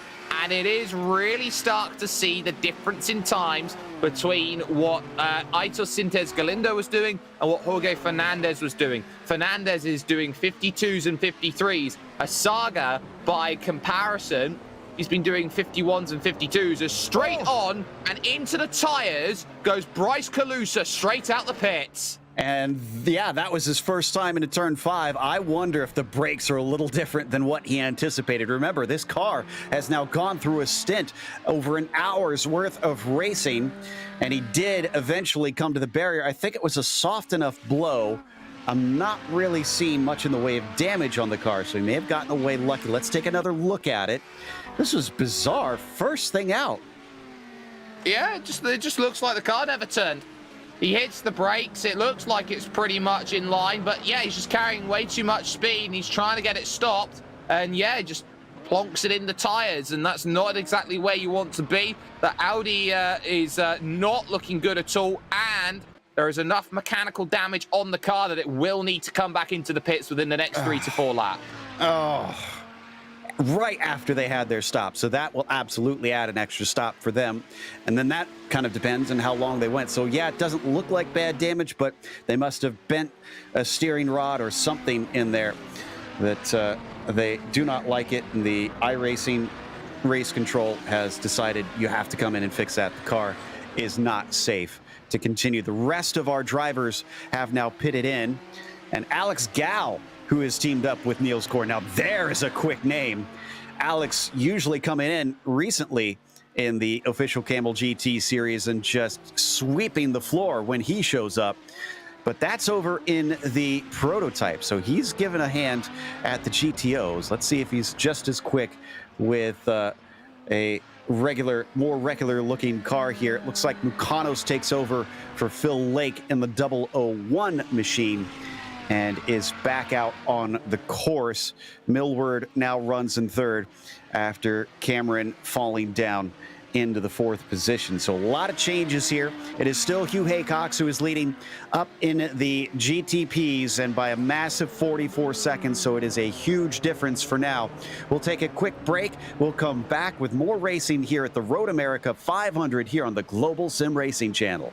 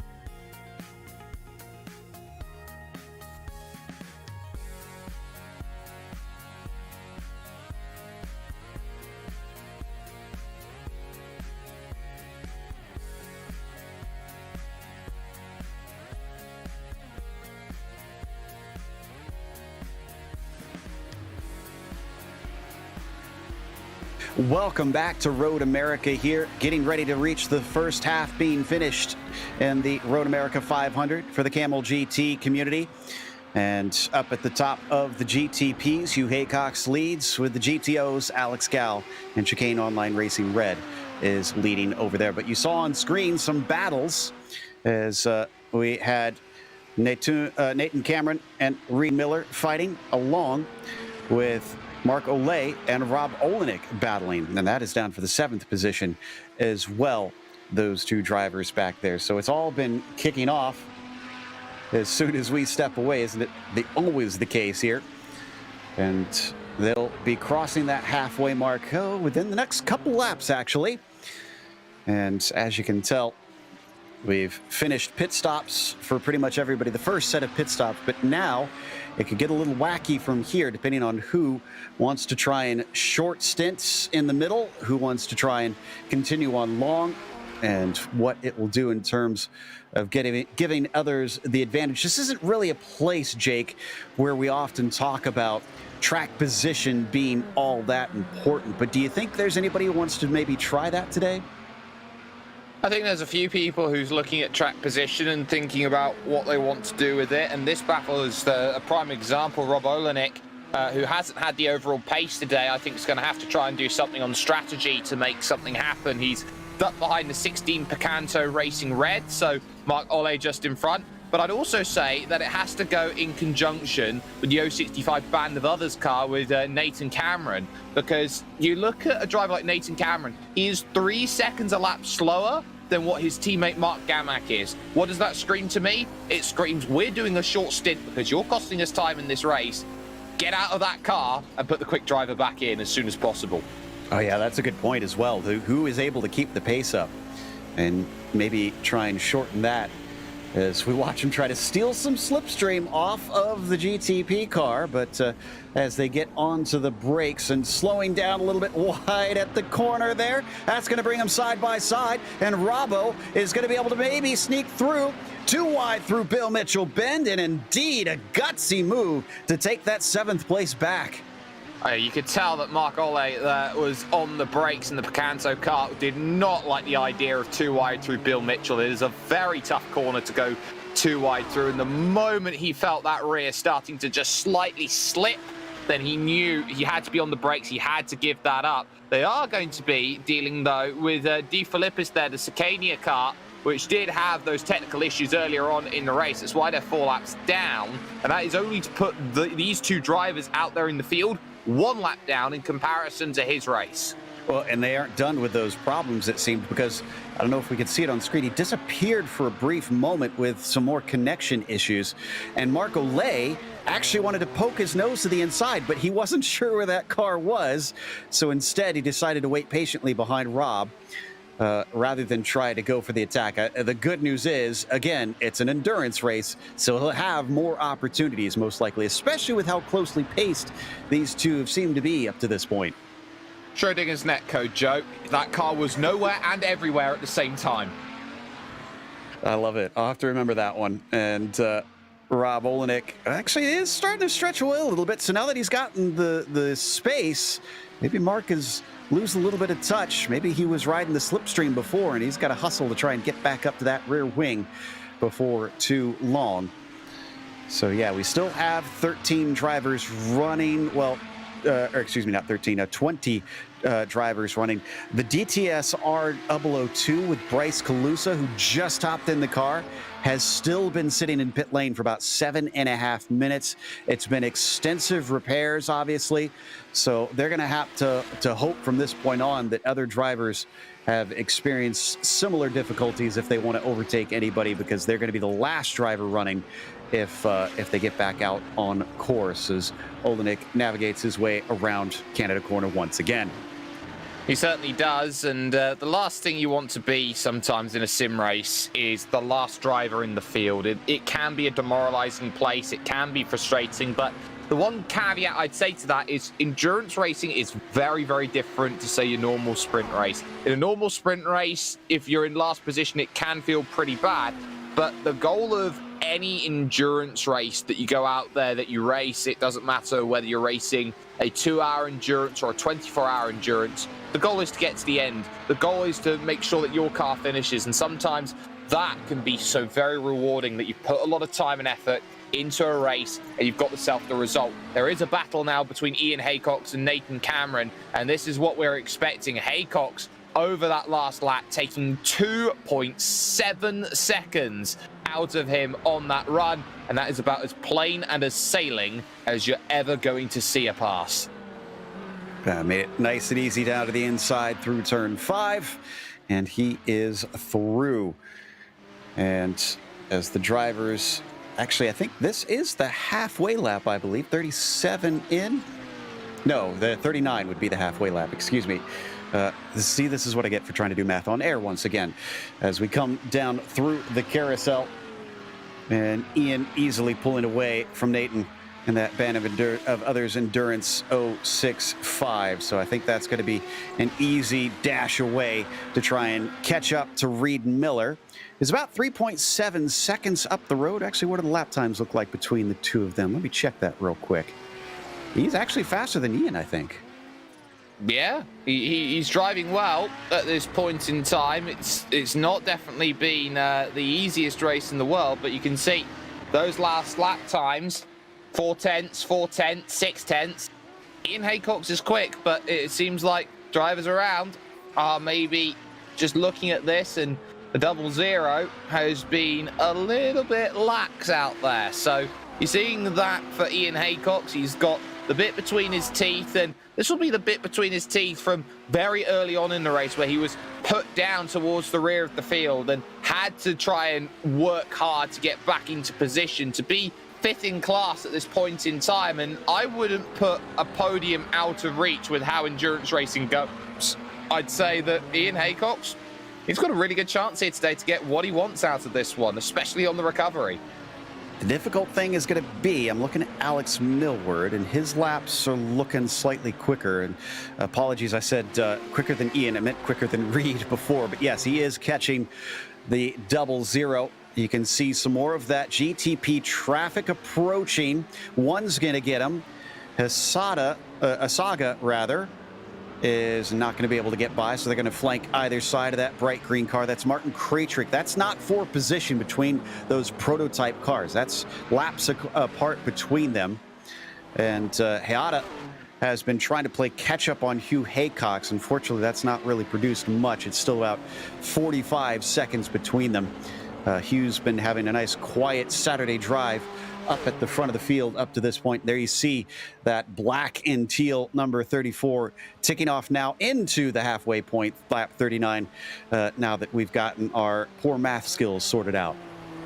Yeah, absolutely. And, you know, Hugh Haycox is just driving this race as if it were any other. He's just going out there, just putting laps on the circuit. And, you know, sometimes you get into this position, you get into your routine, you get into that zone, and it's very difficult to break that concentration. Once you have yourself alone out there on circuit, got a little bit of clean air to work with, that's when you sit back as a racer and go, okay, I can just focus on the way that I'm driving and how to maximize each corner to the fullest of its potential. And often when you look at drivers who are trying to practice and try and put in some great effort, I remember Matt Backham of VRS Coanda SimSport back in the day, and the work that he was putting in for the likes of the Porsche Esports Super Cup. He was doing something incredible, like he put something like 80 hours into his sim racing training just to do a 6-lap race of the Nürburgring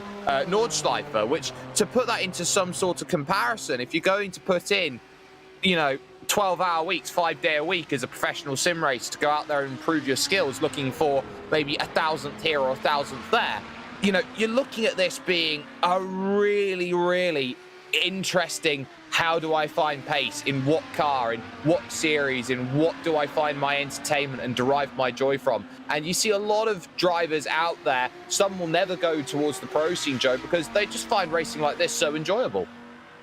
Absolutely. Yeah, it's very different disciplines for sure, as we've had Mosquera come down into pit lane. So remember, he had an early stop before, so this is not too unexpected.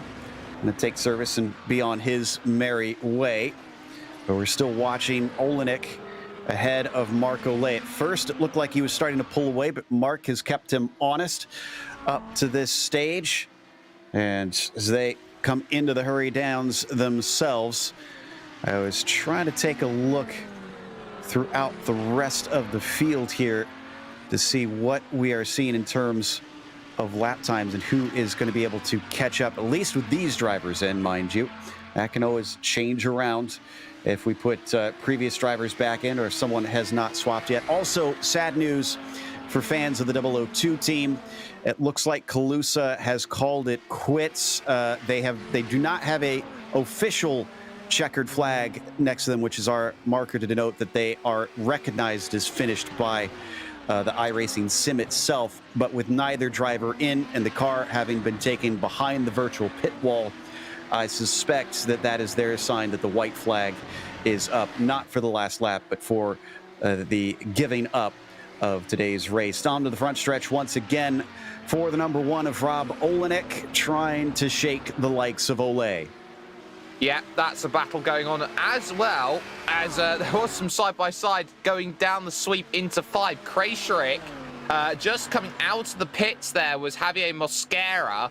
So Mosquera 17, I believe that would have been for position out there on track. Krejcik finding his way through. It's going to take a little while for the Team Pepe Frog team to get themselves up to speed.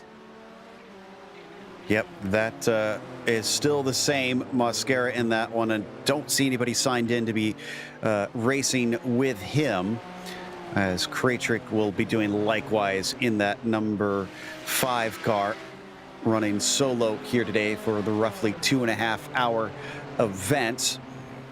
But remember, Krejcik's on a different strategy, though. He still owes us a pit stop compared to the number 17. He's been out for about 15 laps, so we should expect him to give that back. Yes, it's a battle for position now, but it might be partly why we didn't see Javier battle that one too hard, knowing that he really doesn't need to risk the car trying to fight someone, especially someone who is much faster in the moment. And coming around, he is not going to come in. We just cut away and just in time, but I can see him not coming towards us down the pit lane.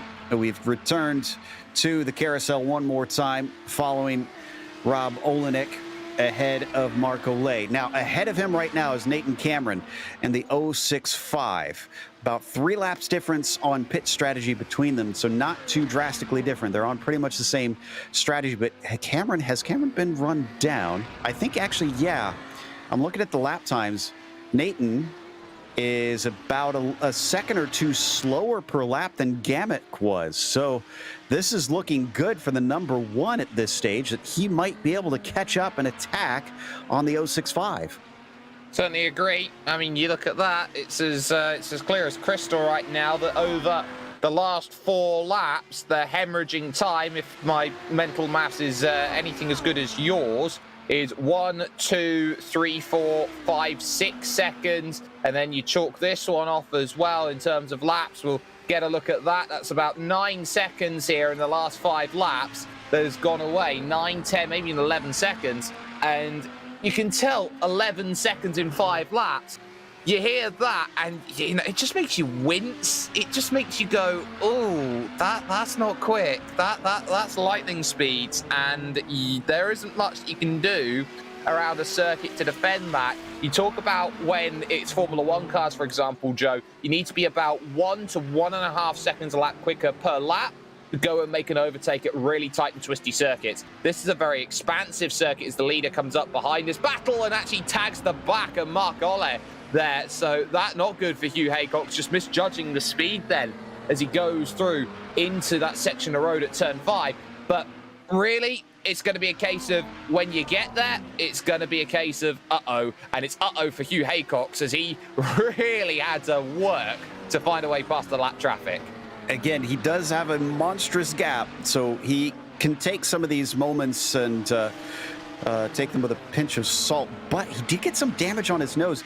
If we could get a little close-up here, the right front, driver's right front, is a little bent now. I don't think that's really going to hurt him too much, but he's got to watch out. A few more of those, and he could find his top end hurt, and then that gap will start bleeding.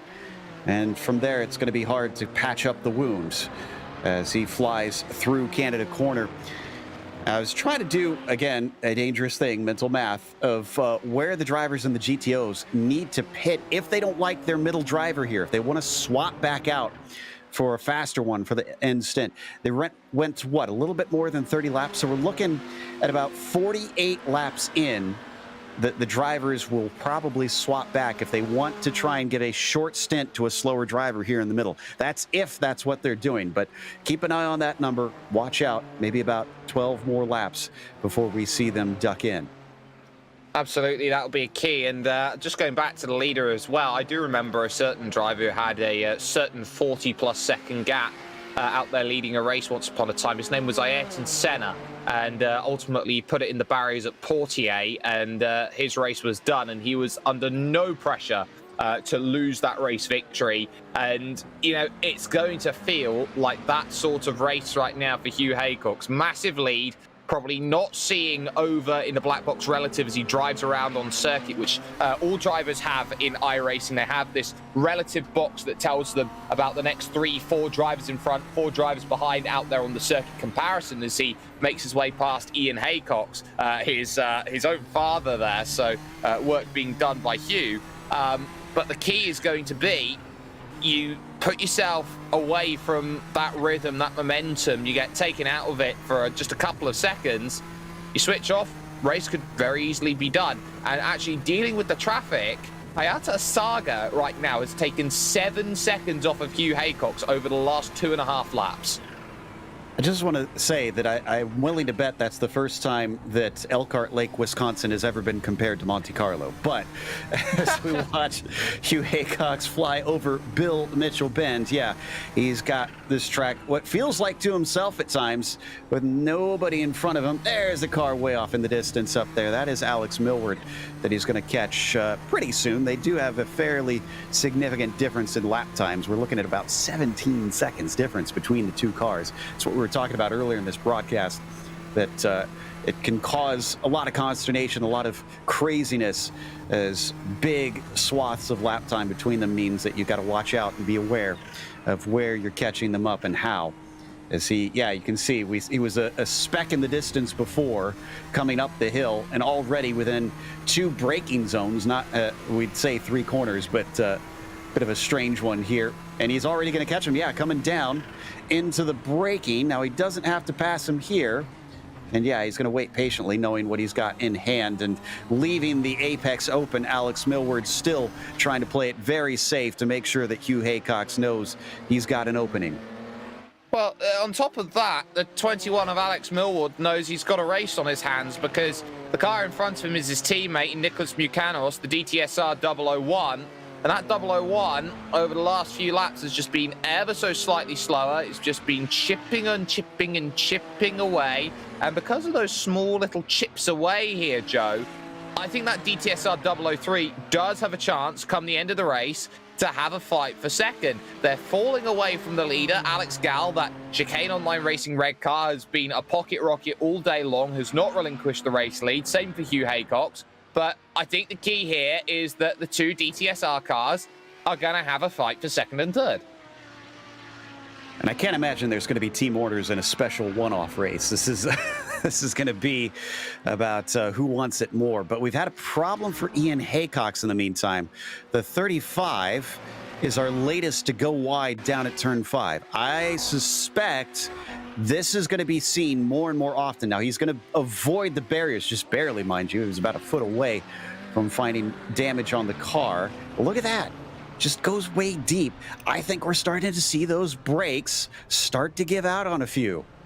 Yeah, and you get into this position and you say, it's a 4-wheel drive car. Oh, it's going to be completely easy to go and save it on the grass and in the gravel and all the rest of it.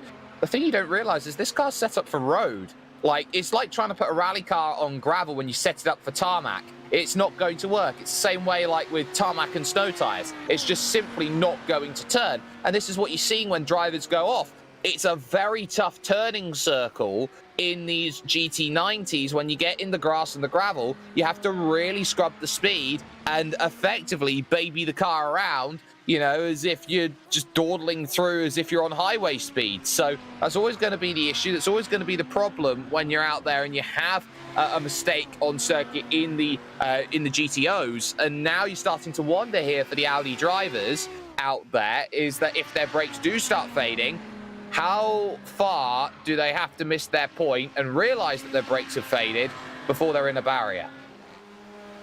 Well, 5 has plenty of runoff, thankfully, and it is paved off down in the runoff there. There's a short course that they'll sometimes use for training that offers that, but there's still plenty of grass and gravel to go through if you find yourself trying to make the corner, unfortunately. But Niels Kor here, 13 seconds ahead of Nick Mukanos and the DTSR 01 right now. And Alex Gal, excuse me, not Niels Kor, in the Chicane Online Racing red car is currently running, let's see, 207s, a couple 208s in there.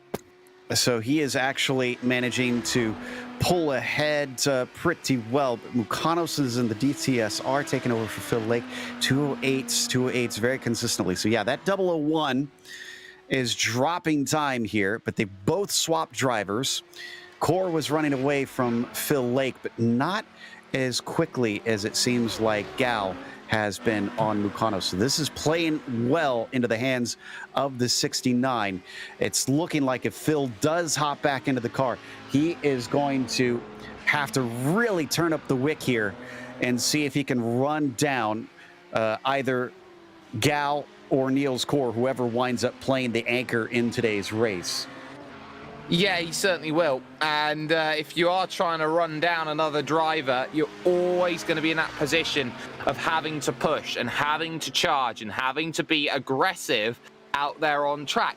And this is the sort of track, especially with the way these cars work, where the more you have to try and be aggressive, actually, you look at it, it's the sort of feel where less is more. This is a less is more style circuit. And so if you can do less out there on track, less to try and charge in, as we start to get some more GTP pit stops out there, as into the pits comes Martin Krejcik.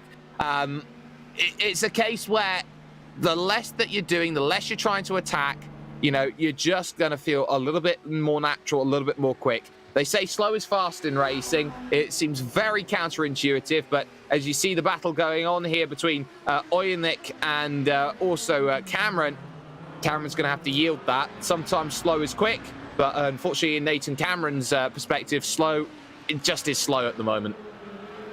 Yeah, we were kind of looking at that earlier, thinking that he was going to catch him at some point, and predictions came true.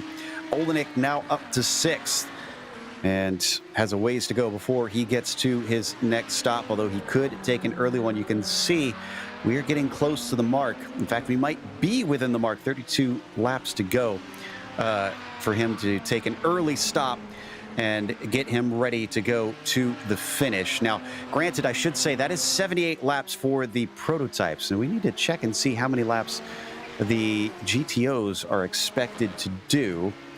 And again, we're going to have to do that unfortunate math out here to try and figure that one out. But there goes Rob Olenek. Now looking forward, let's see who's the next one up. Ian Haycox, what kind of pace is that looking like between those two? Haycox 207. Yeah, 207s, and he had a 209 last time by, so maybe trying to get his car back up to speed after he's off. Oh, Ian Haycox is actually coming in. Yeah, the brakes are shot, Joe, and that's why the times are coming off the clock right now. Ian Haycox has been really struggling with how those brakes have been responding to him over the course of the last few laps, and he feels like he has to come in. He'll have to come in, he'll have to try and get a tyre change, and maybe even a brake change. I'm looking to see if he had any major offs on that next time by, and I'm not seeing any. So yeah, but it's just you're right, the 209 must be that he's just experiencing it start to go away. I don't think you can change brakes here in iRacing though, can you? I don't know. It might be a possibility, it might not, but you'd think that if you've built a car with brake fade, and it was something that I can't remember what it was, actually a rally series. Actually, it was the Lanciers that would change their brakes halfway through like a stage and make sure that, you know, they had an opportunity to go out there and attack when they had a fresh set of brakes to go out there and really make something happen. So, you know, you're looking at a car, and I think Ian Haycock's here has actually just jumped out the car. I think his car's toast. You might be right. Yeah, he is not in the car right now. He's been in for not quite a minute yet. And I'm not sure how difficult it is for him to get in and out of his rig. So yeah, if he's hopped out, then, well, with physical rig, we don't know if he's hopped out of the physical rig, I should say. Man, this is a strange one. And it's now over a minute, which is definitely longer than what we saw for the regular stops for the others. I think you might be right that he's decided he's abused the car too much. Will we see others suffer the same fate? He'll be the 5th DNF if that's the case. And he has had to park it for the rest of the day. You could see this man here in pit lane as well for a brief moment. The 37 was just in and out, and he is currently running in 7th position. Laust Olsen about a lap behind the next car up, Martin Krejcik, who just took his stop, so that is legitimate. They're on a similar strategy, and he's got a long ways to make up to try and get into that 6th position. Not impossible with this many laps to go, but he's going to have to hope for very poor pace out of the number 5 to try and get a position from here, or potentially maybe a wreck from a car ahead. Just looking at Krejcik's times, he was doing 51.4s. He was actually running some of his fastest laps towards the end of that stint, 51.481. Krejcik's current best. Laust Olsen, by comparison, Joe, he did his best lap actually just 2 laps before he came into the pit, and he did a 150.5 by comparison. So Olsen does have the pace. He's just had a very tough opening to the race, and with the 3 times he's put it in the barrier as well today, you know, you're going to have to start wondering, how close is he to 20 instant points? We don't have the ability to look at that information today. Of course, we're not admins here in this league session, but what we can say is that he's got to be close. In the meantime, speaking of got to be close, I'm looking at 20. It was 26 laps for Hugh Haycox. I wonder if he's also trying to get this thing on 2 stops instead of 3, because that is mighty close to be 26 of 52. Yeah, that is about as tight as you can get. Meanwhile, TC Course Esports pits their car. Hayata, after his 23 some odd laps, is now in. So they are definitely doing a 3-stop race, and they are doing a driver swap. So it's going to be Hisada. Yep, Togo's getting back into the car now. So the 54 will return with the man who began this. They certainly will, but also it leaves them in a very precarious position here, Joe, because they are going to have to splash and dash at certain points then left in the race. The good news that they have with the strategy that they've gone for is the car behind's doing exactly the same, the Pushrod Racing Team 11. Absolutely, and there is Sintez Galindo. Okay, so now we're kicking off the stops. Drivers who don't want to try and push it that little bit to make it a 2-stopper. And, oh, it was a very fast stop. Interesting. So is this going to be the short stint? No, oh, excuse me, Hisada, rather, that I'm seeing now that is in. I was looking at the wrong car. I thought that we had a short stop for Sintez Galindo. I was like, why is he taking such a short one? And Sintez Galindo taking back over for Suarez and going to carry it on to the finish from here.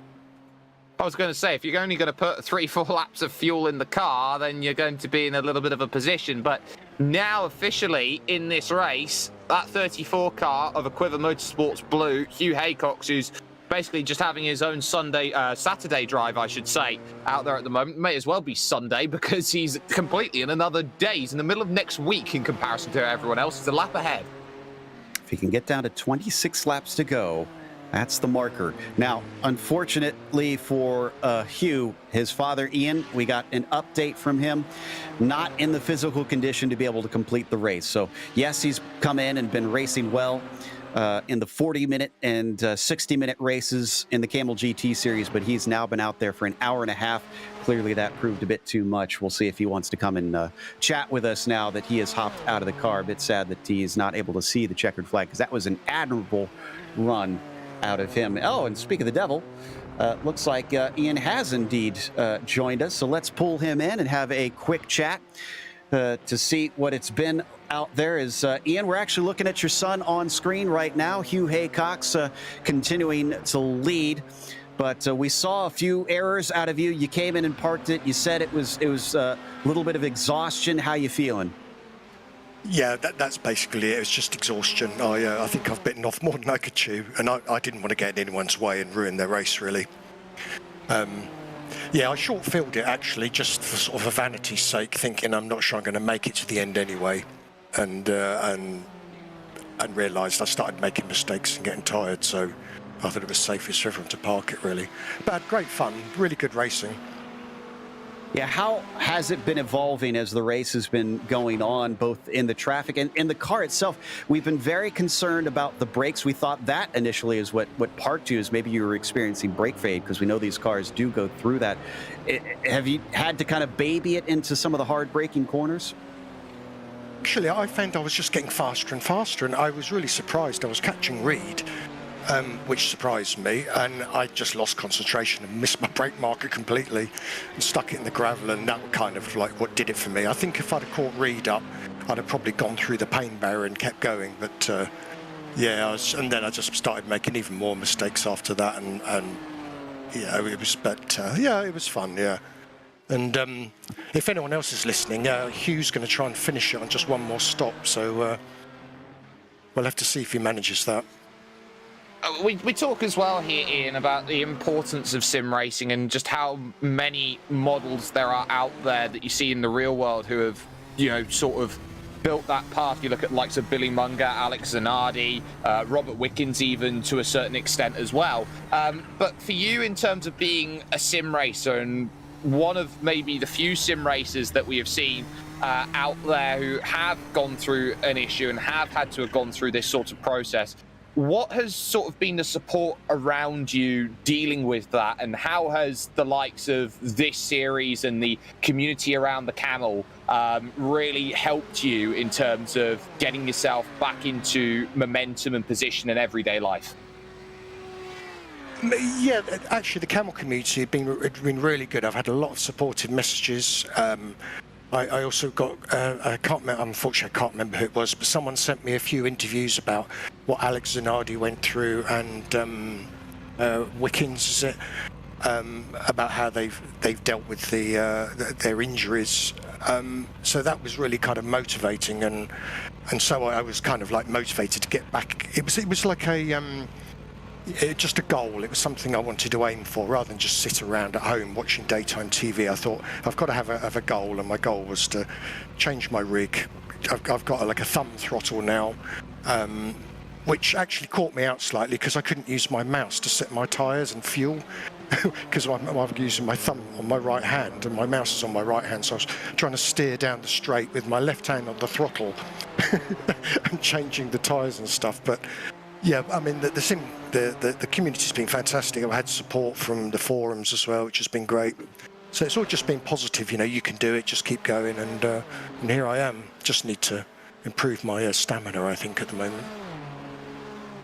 Well, that is just awesome stuff to hear. It's always fascinating to us to really get a behind the scenes on your story, Ian. So thank you for coming and having a chat with us. And the good news is that Hugh just stopped with 27 to go. So theoretically it's close, but it is going to be tight. And he's got a massive lead to help him. Anybody that you want to give a shout out to or a thank you before you go? Just the community again, and you guys for doing a great broadcast. I'm just going to now shoot off and watch the end of it and see if you can coax it to the end. Well, best of luck to him and to you, and thanks for coming and chatting. Cheers. Okay, bye guys. As Ian Haycock's our latest DNF, he'll wind up 20th overall of the drivers, 12th in his class today after unable to make it to the end. But credit to him for going as long as he did.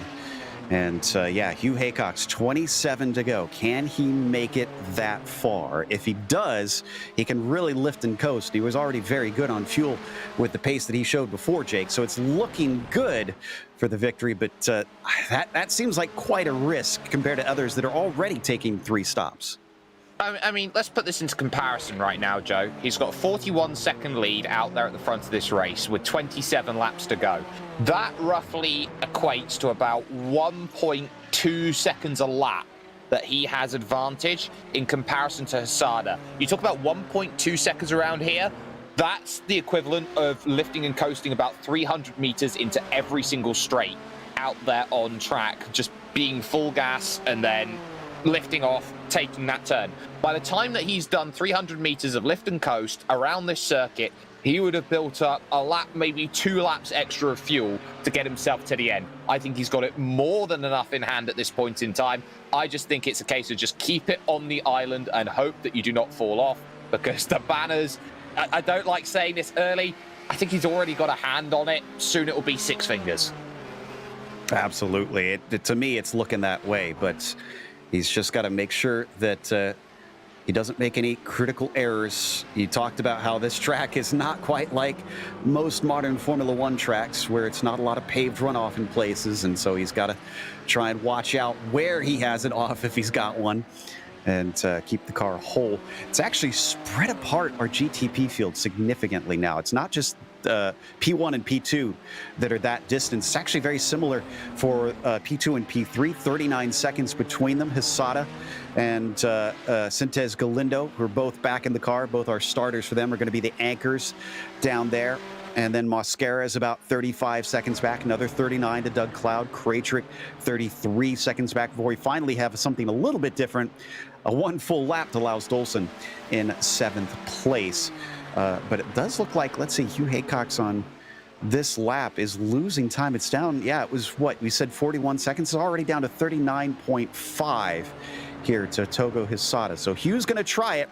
He's running a little bit lesser pace, and it's he should have quite the advantage if he does get to the end, because Togo Hesada will have to pit in as we see him come off the final corner. Let's see what this lap time is going to look like for him as he crosses the line. Now marking 25 to go, 51.1 for him. For in comparison, last lap was a 49.6 for Togo Hesada. So that'll come down, but all he has to do is be able to make it to the finish, and without having to take that extra stop.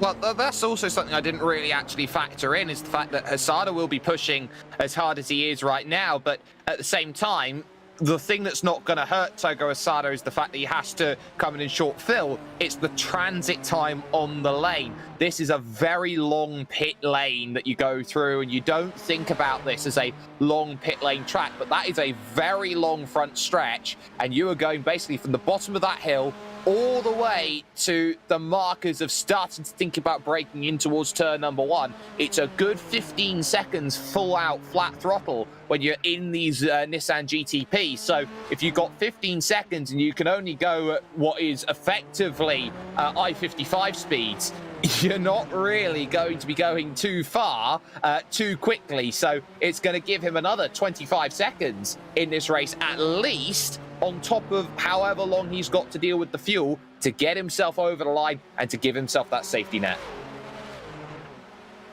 And here we see Sintez Galindo now on your screen.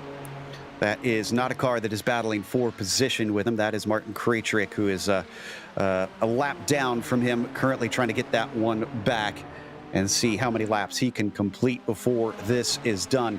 Yeah, our GTP drivers all pretty well spread apart, and means our GTOs are the ones really with the battles that are looking a little more likely. Those are also kind of separating. I do see that Mukanos and Millward are relatively close for second, and then you've got Cameron and Olay also close to one another. Olay's been running Cameron down. We've already seen Olenek overtake him, and I wonder if it's going to be another position lost before he can get Gimmick back into the car.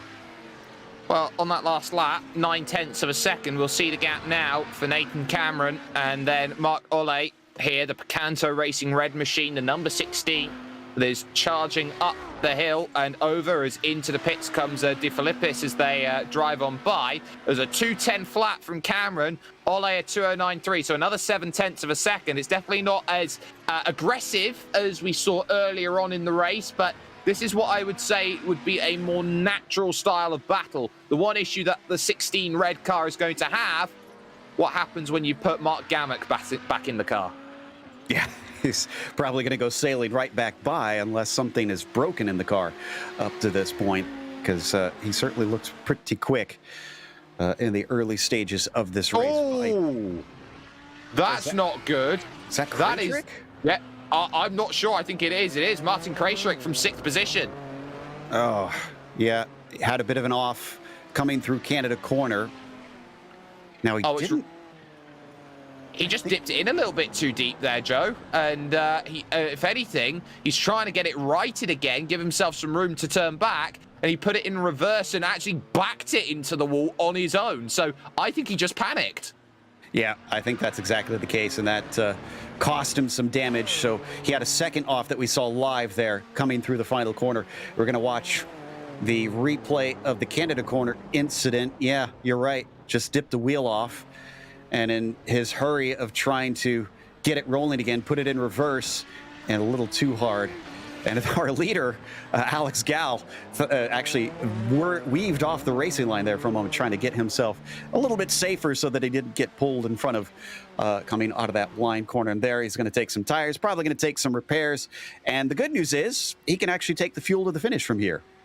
He certainly can. It reminds me as well, Joe, of the time in Le Mans where I believe it was the Audi team, don't quote me on it, where they absolutely just tore the front of the car off just so they could get some drive on it and get it back to the pits. It's that similar sort of damage that you're looking at. It's the sort of thing where if you get that sort of damage, you just wish iRacing had a system where you could get out of your car, just pull everything off of it and just drive off.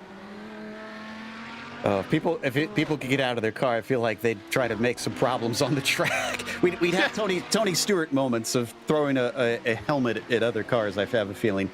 That would make sim racing way more exciting. Oh, certainly would. Meanwhile, the 21 here, Alex Millward, who has been trying to hunt down Mukanos. This is the two of the DTS R cars. Is within 3 seconds, but he's been losing touch, I believe. Let me take a look at the lap times here. 2:07s consistently. Oh my. So this is Millward here. He's had an amazing save going through the carousel. Like, I'm telling you, his third great save of the race. Oh, yeah. We need a replay on this one. This was making use of those four-wheel drive tires. And we've seen drivers do things like this post-race and celebration, but look at this. In the race is a whole nother deal. Wisconsin Drift. I never knew that Spokane and Elkhart Lake had such a thriving drift scene. So that's what cost him the time. Great catch on that there, Jake. I wondered why he was suddenly farther back. So this one's going to be a slow one for sure, but it does look like he's mildly faster than Millward, so he's going to be able to make that back up, but he cost himself a little bit. Ah, he was still quicker. A 2:08 flat. Wow. Yeah, he was quicker by, get this, 0.02 of a second over Nicholas Mukanos. And when if they're in DTSR together and you hear that your teammate behind has just held a massive drift through probably the longest corner on this circuit and he's still quicker than you, I think you just look down and go, oh, that's reassuring. That is a demotivator, if ever there was one. And down into the braking, Millward is going to continue to reel in Nick Mukanos. But again, they are waiting to see if Phil Lake will hop back into that car and change the complexion of things. But Millward has been in this since the start of the race. And Millward started this actually where he sits right now in third position, but has been gunning him down. We got some pit stops in our GTOs. Cameron and Ole are pitting in as they've been creeping closer together. Certainly are, and I'd expect a driver change for the band of others. They get up on the tyres, And there is the driver change. Mark Gimmick, as expected, jumps in. Mark Ole has been there on his own. So the question now for the 065, how much time did they lose on the stint? And how much time can they gather back in the final stages of this one? I think they'll want to try and get back to the 1, if possible, of Oilenik. But they know as well that if anything should happen to any of those drivers up in front, they would gladly take positions. Absolutely. And flying by, more of the cars who have finished their last stops are carrying on. Kratrick's back out, by the way, after his repairs. And it looks like he is now 2 laps down from our leaders instead. And back out on the course we go for our GTO battle. But will we see that black machine start to pull away? Oh, actually, no, did Gimmick get jumped? Gimmick got jumped. Wow. And that would be really surprising then, because Gimmick there, and this would be a difference of driving style as well, I think probably had to put a lot more fuel in. You can see the stop time, lost 4.5 seconds there on the lane and in the box. So I think he's probably had to take a little bit more fuel in that stop, knowing that, you know, you sometimes get drivers, especially when drivers don't take optimal lines, you sometimes get that feeling, Joe, where you get quoted, oh, you've got a bit of a thunderfoot, you're very heavy with the fuel. Exactly. Wow, that one caught me by surprise. I went to look and comment about the black car being ahead, and I realized the black car is not ahead. So Mark Gimmick has to play catch-up now on Mark Ole, but we do believe he should be quicker. And they're going to get Hisada in between them briefly, the 54. Only down to 38 seconds. We thought it'd be a lot quicker that Hugh Haycox would be... Oh, De Filippo around. Oh, and this is right in front of everyone. He's going to get contact there from the GTO actually going through. Olsen does very well to get out of the way, but that was a huge spin coming out of Bill Mitchell. And that started with De Filippis causing that on his own, but contact between himself and Kanatake and the 208s pushed him off the circuit. Here it is right here. Watch the black and blue 208 machine, who unfortunately, because of the lapping traffic, really had no place to go. Yeah, absolutely. Now, the issue there in terms of why that accident happened, it actually happens on entry for De Filippis there. He takes a little bit too much out of the curb, going into the corner, grabs a little bit of grass. When he grabs that little bit of grass, it forces him out a little bit wider. Then he's over the grass, and the back just decides it wants to step out. It's a naturally inviting corner, Bill Mitchell bend, because you've got that access road to the pits there on the right-hand side as you go over that section of track. And that's why De Filippis found himself in the barriers and at an awkward stage now, driving with a lot of front end, I would have thought. And he did a good job of keeping himself from hitting the concrete a second time there after being contacted by the other cars. Reid Miller is in, so the 00 is taking his final stop to get him to the end of the race. Olenik's going to carry on, overtake him briefly, then have to give that one back. So what's been going on between Ole and Gimmick? Because we were watching to see what they would do after the pit stops. It looks like it's still at about 1.5 seconds for that P9 currently between them. We're watching De Filippis carry on around. Now, Roberto should be good to go to the end, yeah, because 3 laps into his stint here, yeah, he should be able to get to the finish. So he shouldn't really want a pit stop from here with that damage on the nose, but it all depends on how the car drives. It certainly will, and let's not forget that they had a disconnect earlier on in the race as well, so they've been brought back by misfortune, and then here this was a little bit more misfortune of their own doing out there, so it'll be nice to see them reach the end after a difficult day of racing there for Scania and Roberto De Filippis, and I'm sure he'll be happy. Kanatake has just dived up onto the lane right now. And you say up because this is probably as well something we haven't really talked about, Joe. One of the toughest pit entries I think I've ever seen in motorsport. I always remember the iRacing World Championship Grand Prix Series, and I think it was Jake Sturgis, of all names, who found himself trying to get in, hit the bump trying to get into the pits and full-on slid back across the circuit, over the grass, and back onto track, saving his race. I think Barber's pit entry would like to have a word with you on that one, though.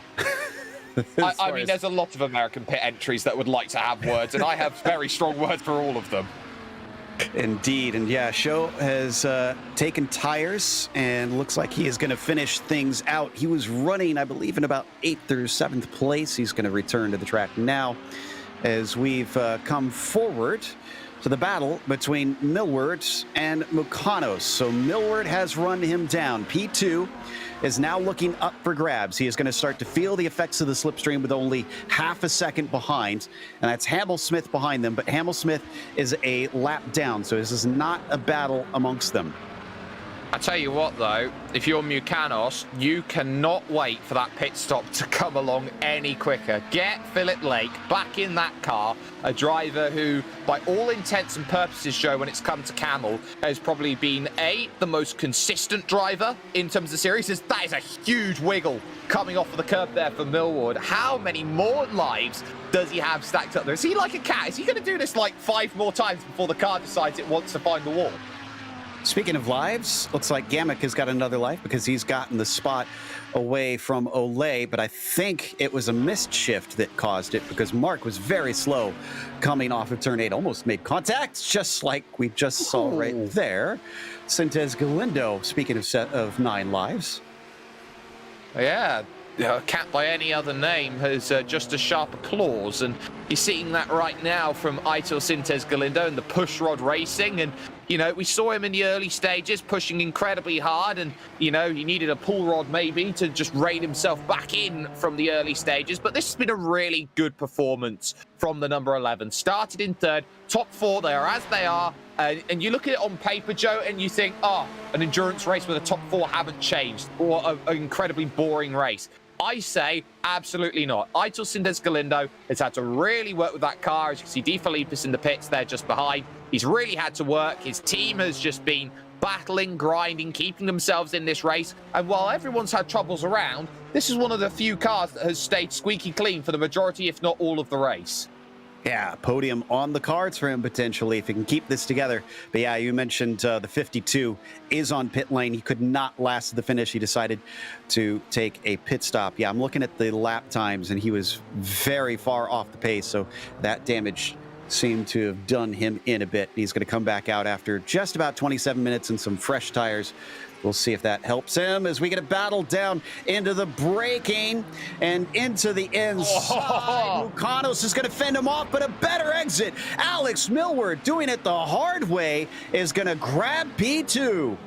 Oh, that was so pedestrian there from Mukanos. If he just had an ounce of evil in him, and I only say an ounce, he should not have moved over the left as much as he did there coming off, because he had the line, he had himself well within the racing lines, and effectively, if he just put the power on the exit, there was no way safely where Alex Millward could have made the move, and he would have had to have backed out of it. So as they deal with what they had to do and went with that battle through into turn number 5, Mukanos is a very nice guy, but it's those sorts of moves that you look at. If I was a driver in Kamel and I saw Mukanos do that, I'd go, next time I'm racing side by side with him, I am just going to try and take as much as I can in a battle. Absolutely. And it's very much that mental game. So that changes second place. But we're still waiting on a few drivers to pit in. As that happens, we are also going to take a quick break here on the Global Sim Racing channel to take us to the final laps down to the finish here as well. 2 of the drivers, maybe we'll wait on that as we see them pit in. And this is Millward just overtaking Mukanos, so this means we might get Philip Lake back in that car and charging back past Alex. Let's see who hops in if we get a driver change here with these 16 laps to go now. And trundling down towards their pit stall. This was a very good illustration of what you talked about, Jacob, just how long it takes to get to your stall.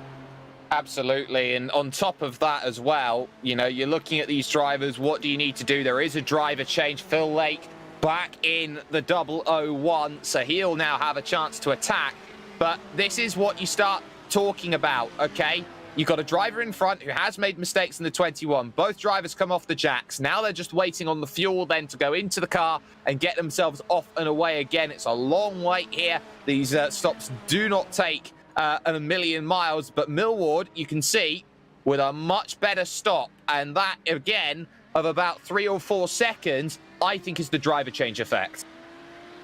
Interesting. Yeah, I think it was, because it takes about 30 seconds for the driver to hop in iRacing. So Phil Lake now finds himself with some work to do here after the pit stop is done, and Reid Miller is Hideki Koivisto is gonna be our last one to pit, along with Alex Gal and Oren Laskin in that GTO class.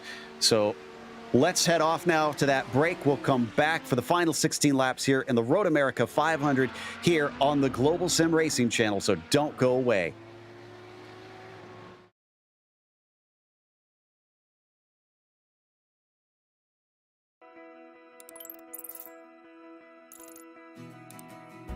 iRacing is a sim racing game that combines a true-to-life racing experience with an online community of virtual racers from all around the globe.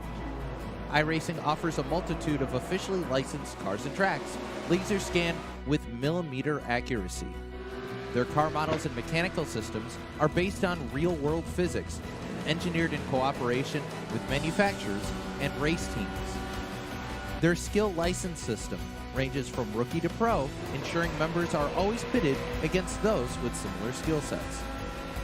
Members are able to sign up for a weekly race series, compete in time trials, host a private race with friends, and participate in racing leagues created and run by the community.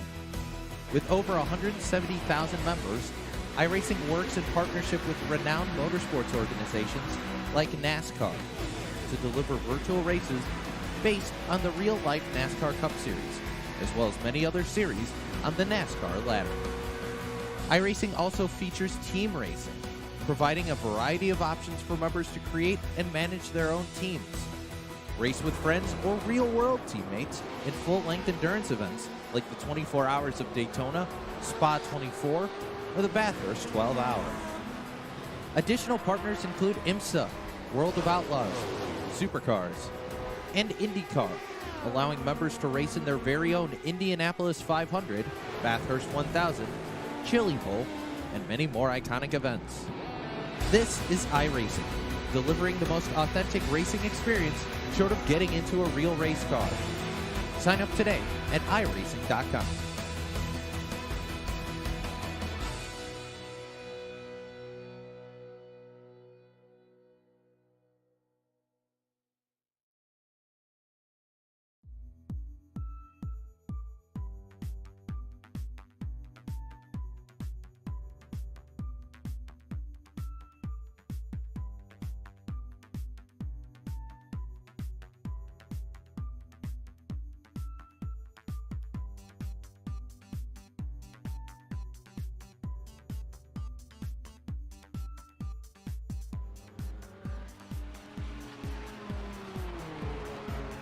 Welcome back to the Road America 500. As we stepped away, the last of the GTOs took their pit stops, including our leader in the 69, Alex Gal. Still about 17 seconds ahead of now Alex Millward instead of Philip Lake. And Lake has not been able to run down that 21. Alex is just speeding away here at the end. Up in the GTPs, Hugh Haycox, who has been leading since the start of the race, is down to about 37 seconds, but still not worried about that one, I'm sure, as he's been trying to coax his car to the finish up till now, and he's been extremely consistent. In fact, the last, looks like 8 laps have been 150s, so he's been within a second of the target time. So as we watch Martin Krajcik on our screen right now, just behind our leader, they're coming up to a little bit of traffic. Oh, and was that a locked brake for Reid Miller? What was all that smoke? That's not ideal when you're going through there, and Krajcik, we saw, put himself in the tyres at the kink, but Reid Miller, the moment he hits the brakes, goes into the right, He just completely locked it up, just sent it in deep, had to pretty much jam on the binders to make sure he made it through the corner and kept himself on the island, and effectively, as this is not Survivor, he did not get himself eliminated. Yep, so Reid Miller currently running in the 4th position, and he's actually got about 22 seconds to make up to Phil Lake right now. And if anything, probably looking behind. We were talking both on air and off air about our surprise at Rob Olenek not doing better, but he's gone from 8th up to 5th at this point, and I'm taking a look at his lap times to see how they compare. Yeah. They are absolutely fantastic, Joe. They are 2:07.8. And if you're looking at the band of others, that was a 2:07.75. So half a tenth of a second from now to the end. I don't need to be Archimedes to tell you that that's not going to work. No, certainly not. And speaking of working or not working, we're waiting on the last stops for most of our GTPs. In fact, if you're just joining us, we expect 3 stops for them.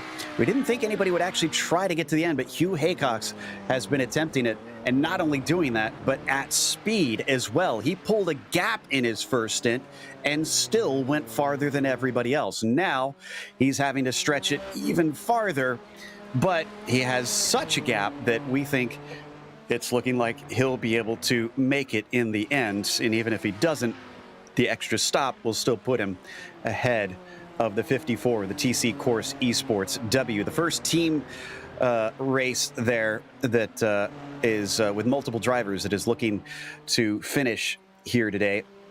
The number 54 with Togo Hisada currently in the car. He was relieved by Hayata Asaga as well for the middle stint, and now playing the anchor. Togo is trying to see if he can not only race well in the Lotus 49s, but in the Kamel series here, which he sometimes pops into. And this is what you love about Japanese sim racing, especially with iRacing. You get drivers like, Togo Hisada in there. You've got great drives from Hayata Asaga, but it goes back. There used to be this really great history and legacy around Japanese drivers, the likes of Yuta Saito and Kazuki Umeshima at the World Championship level. You had a scene which, for them, as they moved to the Radicals Online team, was something really cool. And we haven't really seen too much of that push moving forward in these sorts of years. But what you're seeing right now is that you've got a thriving scene out there and an opportunity for drivers to go out and really make something happen. And to be honest, I think that Japanese sim racing is something I'm really happy about. And the only thing I think that would really elevate Japanese sim racing on iRacing, get people in seats, is that move to something, say, Super Formula-like, or maybe some form of affiliation, for example, with the GT500, GT300 series that go on. So there are really big opportunities available out there, hopefully, but that is just, me being the ever-optimist, hoping that there'll be something out there that will spur on and boost the Japanese scene.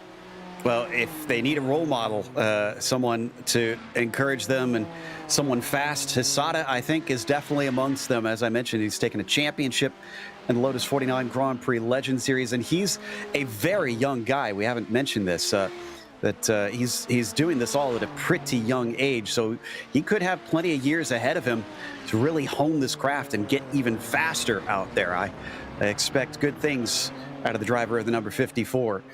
From here on, is more dust being kicked up, and he's going to have to be very patient behind Reid Miller. But there is a good head on those shoulders, just not trying to force the issue. In the meantime, that is Krejcik once again.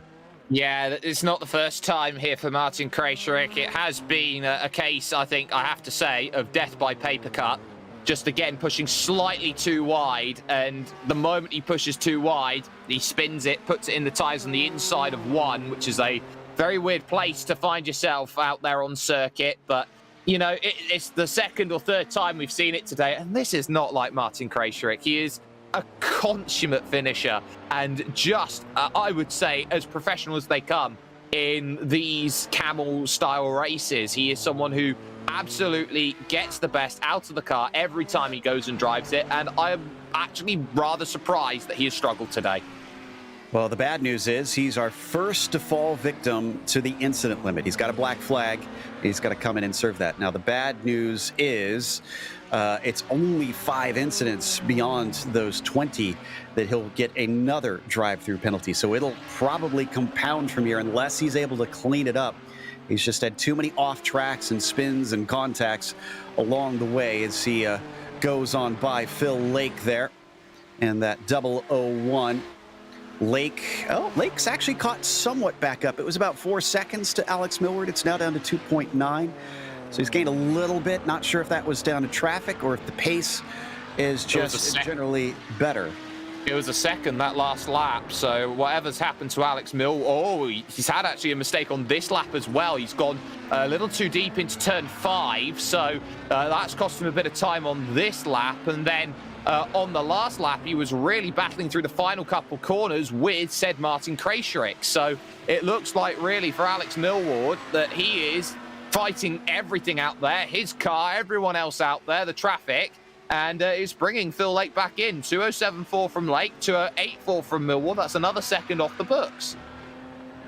And we heard from Ian Haycox that he thought the car felt like it was going quicker and quicker. So I guess maybe the brake fade not as big of a concern as we feared, as Hisada just took the fastest lap of the race. Now that is interesting. This late on, and he's 20 laps into the stint. So Togo is flying. I wonder if maybe somebody has gotten on his radio letting him know that Hugh Haycox is trying to stretch it, and he needs to know that he's got to try and push himself to try and close as much as he can.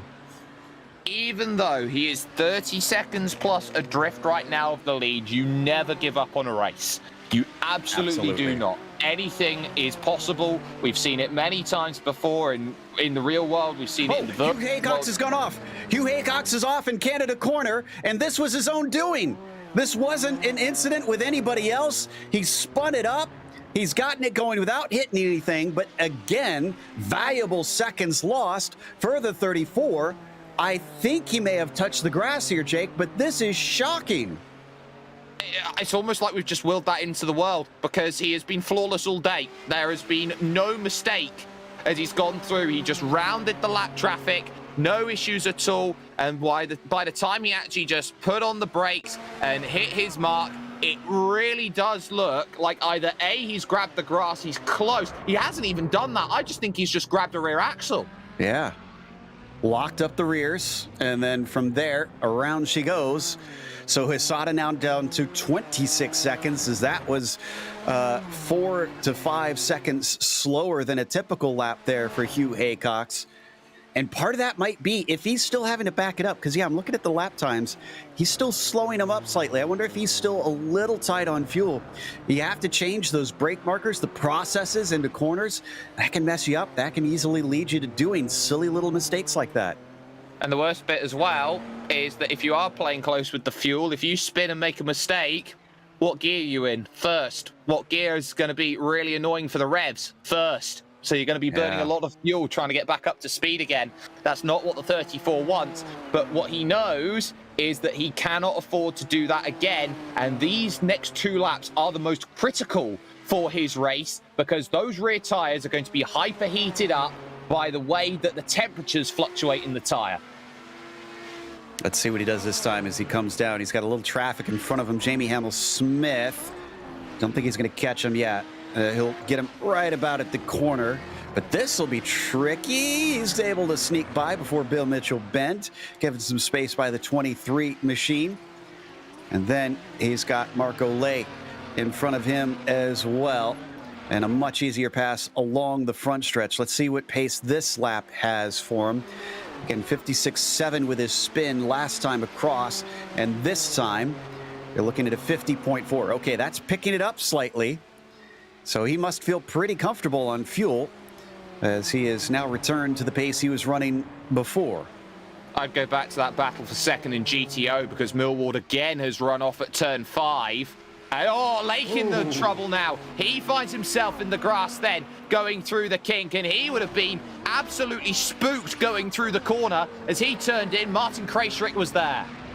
Yeah, we need a replay on that one. Krejcik just making a bit of a late move. Lake definitely saw him coming, but he was offline. I wonder if that caused him to go a little bit too wide. Let's take a look here.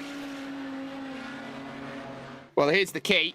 You're going up into the fastest right-hander on the circuit, lights flashing, so he has to lift and let it go. And I think he's just a little bit early in, so he has to open up the steering. That gets him in the grass, and that's where the four-wheel drive certainly came in handy there as he kept himself into position as we look at an onboard of it. Now, this is going to be the most telling factor. He turns in for his natural place, just tries to turn. The car just doesn't grip. He's, let's see, well, no, he's only 7 laps into his stint, so it's still early.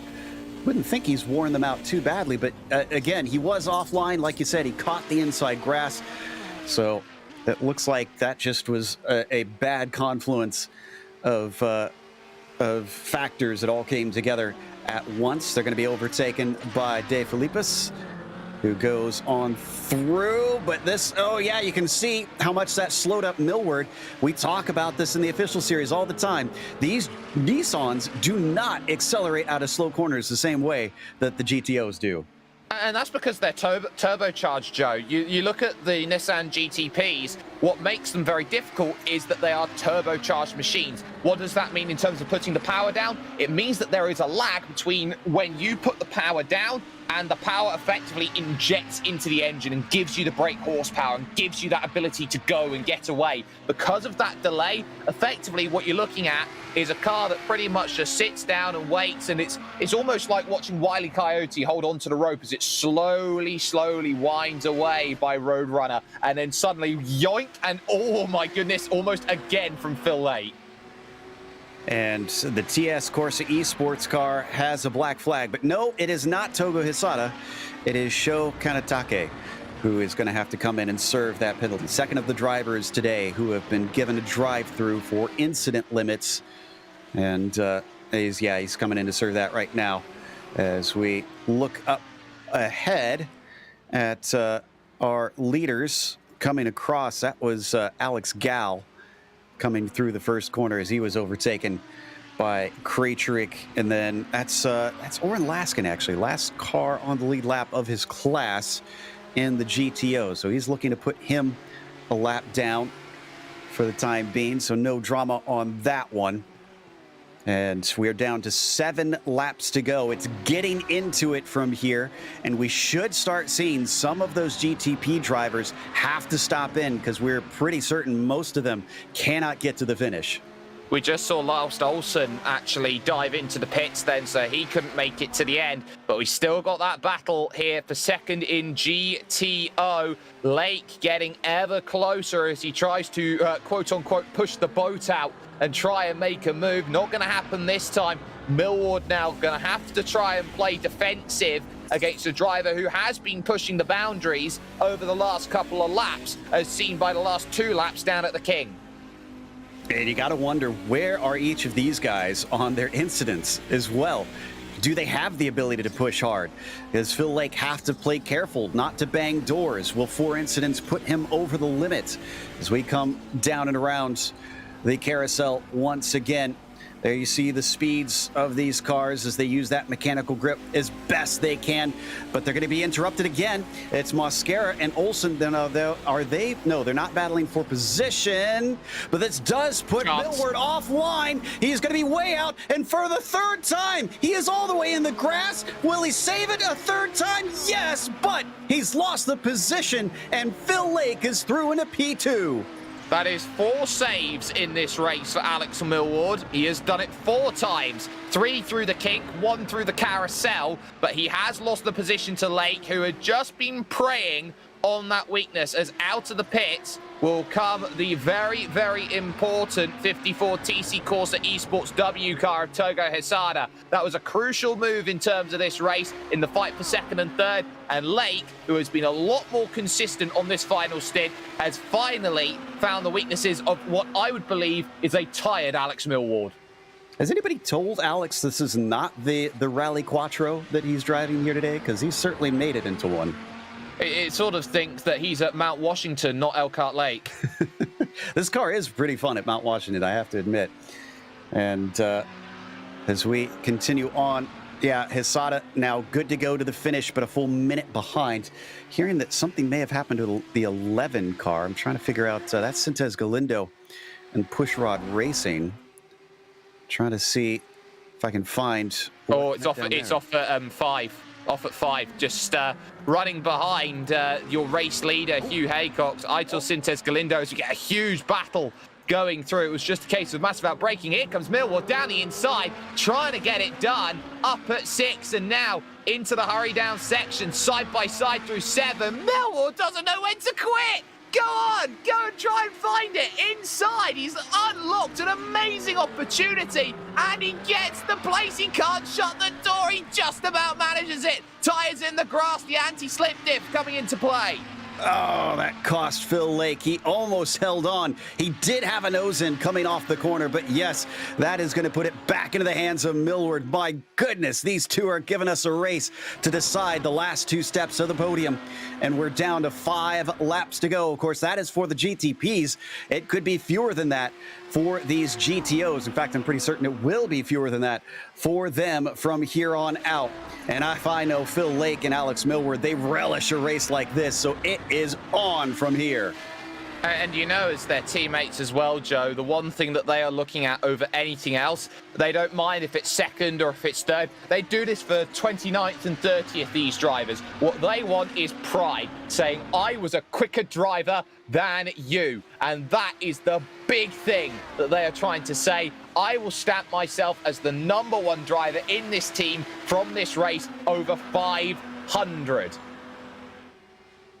Indeed, and looking down to the inside, Phil Lake thinks about it this time, but unwilling to risk it into turn 1. He knows he could get a better chance coming down into turn 5. Will the Moraine sweep be a good exit for the 001 machine? The 21 looks nice and smooth through there. In fact, that is about as confident as a run as you can have.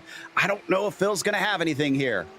I can't believe I'm saying this, but Alex Millward just put a 1/4 of a second in through 2 corners, and that is just how confident he is, even after the issues that he has had out there in this race so far. Just behind them is Aitor Sintez Galindo there, who just runs a little bit wide behind. But, you know, this is where they want this race to be as uninterrupted as it possibly can. The good news for them, there's been a few retirements in this race, and there are just 19 runners in the field. Sintez Galindo's taken his final stop. He's good to go. So everybody, yes, everybody is done in the GTPs, it looks like. Hugh Haycox is the sole remaining driver that is attempting a 2-stop, and it's still a question mark on if he's going to have it. We have no idea how close he is, but looking at the 21, he's got Phil Lake breathing down his neck. In fact, here comes Hugh Haycox behind them. Absolutely. It just shows the margin that Hugh Haycox has. He's going to put everyone bar one a lap down at this point. They'll follow through. That's the driver in fifth position there, the 302, who gets a little bit squirrely under brakes just in front of them. And there's a mistake, half mistake, then going through for Millward. Just runs it a little deep, but because he planted the car in the middle of the apex there wasn't a lane really for 001 to try and get through. The original spy, Phil Lake, trying to find himself an opportunity. Coming off and around the final corner. This is much better for Phil Lake. He's way closer than he was last lap, and I think Millward knows it. He weaves back and forth to break the slipstream. Now he solidly shuts the door on the inside, forcing him to go the long way around. Wheel to wheel as they enter the braking zone. A slight nose ahead for Phil Lake, and as they hit the binders, coming back at him, somehow Alex Millward gets back in front of him and cuts across. Phil Lake says, okay, you left the door open, I'll look for it down in 3, but no, he cannot get side by side. Alex Millward is a track general. He completely dictated how Phil Lake was trying to make that move. Forced him to go to the very, very limits of what one car is, but it's not done yet because he'll go to the outside, trying to get it done at 5, a corner which has not been Millward's best friend. turning it in, isn't going to get it on entry, and there's a huge slide. He's in the grass, up the hill. Lake gets it back on the brakes in towards 6, but he's narrow, and now they'll fight back and crisscross. Side by side through 7, worked out last time for him. Is he going to feed him out? No, he leaves him a little bit of space. He could cut him off here if he wants to try and defend the inside. No, Phil Lake down into the hurry downs, holds the racing line. Millward doesn't attack either. It continues on. He's become more like Alex Millward here today, the way he has just been in the grass lap after lap. Craig in trouble. Craig in trouble, and he had himself a big slide just in front, down at turn number 1. So that's another little issue for Craig, who has had a truly horrible day today. But the battle's still going on as they head through the kink and over towards then that Canada corner once again. And this is the key for Millward now. He's running out of laps. He's just got to find positions, stay ahead, and you're seeing it. Each driver's locking up into corners. They are forcing small mistakes out of each other because they know how much it means to each other. And when they go by the line, it's going to be 2 to go as the leader, Hugh Haycox, just mistake. Way That'll wide do there. Millward all over the grass. He had a huge snap under entry into the corner, had to really overcorrect, and that pretty much has built the gap. I don't know if it's over, though. I don't think this is done yet. So. I think Millward's going to be pushing like the Dickens to get back up there. Again, he's got 2 laps to do it, and then he's got to try and attack and pass him. Haycox is about halfway through the lap himself in that number 34 machine. So he's going to get the white flag next time by 78 laps, 500 kilometers around here at Road America. And the battle for P2 has come down to this, as there is Hugh Haycox on your screen. Only one small mistake today from Hugh Haycox. He has been on another planet compared to everybody else. He's been driving to a limit. Hassad is trying to prove I had something to fight with today, setting the fastest lap of the race. But again, this is going to come down to how you want to push and how aggressive can you be out there on track. And ultimately, Haycox has been the smoothest driver out there. He's been the quickest driver out there. And on top of everything else, he's been the most efficient driver out there. How on earth do you beat a combination like that? It is nigh on impossible. It's got a little Scott Dixon in him, I think. And amazingly, we've had 19 of the 24 starters still out there at the finish, unless we lose somebody within this 1 lap remaining here, because the white flag is now being held out by Barney, and Hugh Haycox is given the 1 to go with a nearly minute lead over Togo Hisada. He is committed to this 2-stop strategy. He's gone by the pits. He seems to think he can do it.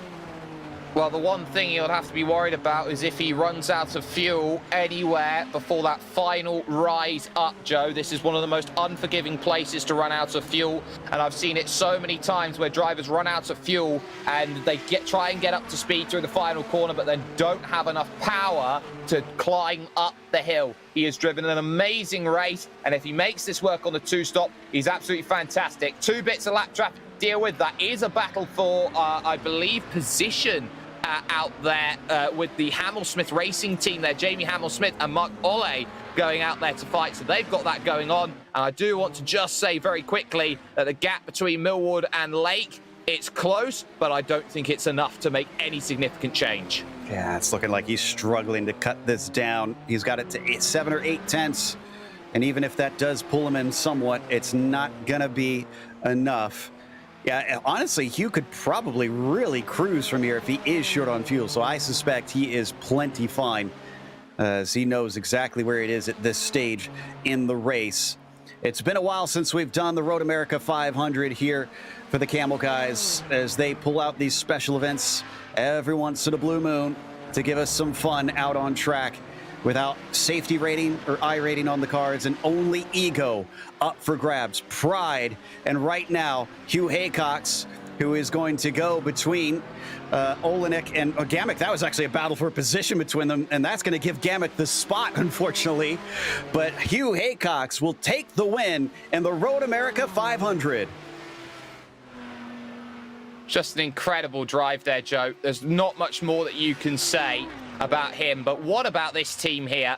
Team number 69, Alex Gal, Niels Kaur. They looked out there today like they were the fastest team. They were the team to beat. They broke away, they got the gap early, and what more can you ask from them? They did everything that needed to be asked, and when everyone behind was battling, they've just had the quiet day. We haven't really needed to focus on them. It has been a Saturday stroll for Gal and Co, the Chicane Online Racing Red team, taking GTOs. Behind them, Phil Lake has one more corner to get right here, and that might sound like not much, but remember, the gearbox in these cars can be finicky. He's got to be nice and smooth here, and he is, and behind him, it looks like Millward was still trying his hardest as he once again went off into the grass. Second place. Oh, he got a penalty. Oh, no, that's going to put him even farther down. Unbelievable. Reid Miller is 30 seconds behind. That's in range. Yeah. Ooh. So because this is the last lap, Joe, and because he's crossed the line with a penalty, they, of course, cannot come in and serve that drive-through penalty to go and clear it. So it gets added as a time bonus at the end of the race. And this is why Reid Miller and where he finishes is so crucial right now, because he could take a podium by effectively just driving his own race into fourth. We will not know, and he will be classified as third. Yep, I just saw it swap around because I think he was among the last drivers to cross. So a podium. Oh, well, Millward's going to be mad at himself over that one. That's going to take us to a quick break. We'll come back with the unofficial results as well as driver interviews, so stick around. This is iRacing, the world's premier online racing game. iRacing puts you in the driver's seat to experience today's newest form of competitive motorsport, virtual racing, all from your home PC. Race virtually in endorsed series from NASCAR, IndyCar, IMSA, the World of Outlaws, Aussie Supercars and more. Take on legendary circuits like Daytona, Silverstone and the Nürburgring. Join iRacing's global online racing community and get on track today at iRacing.com.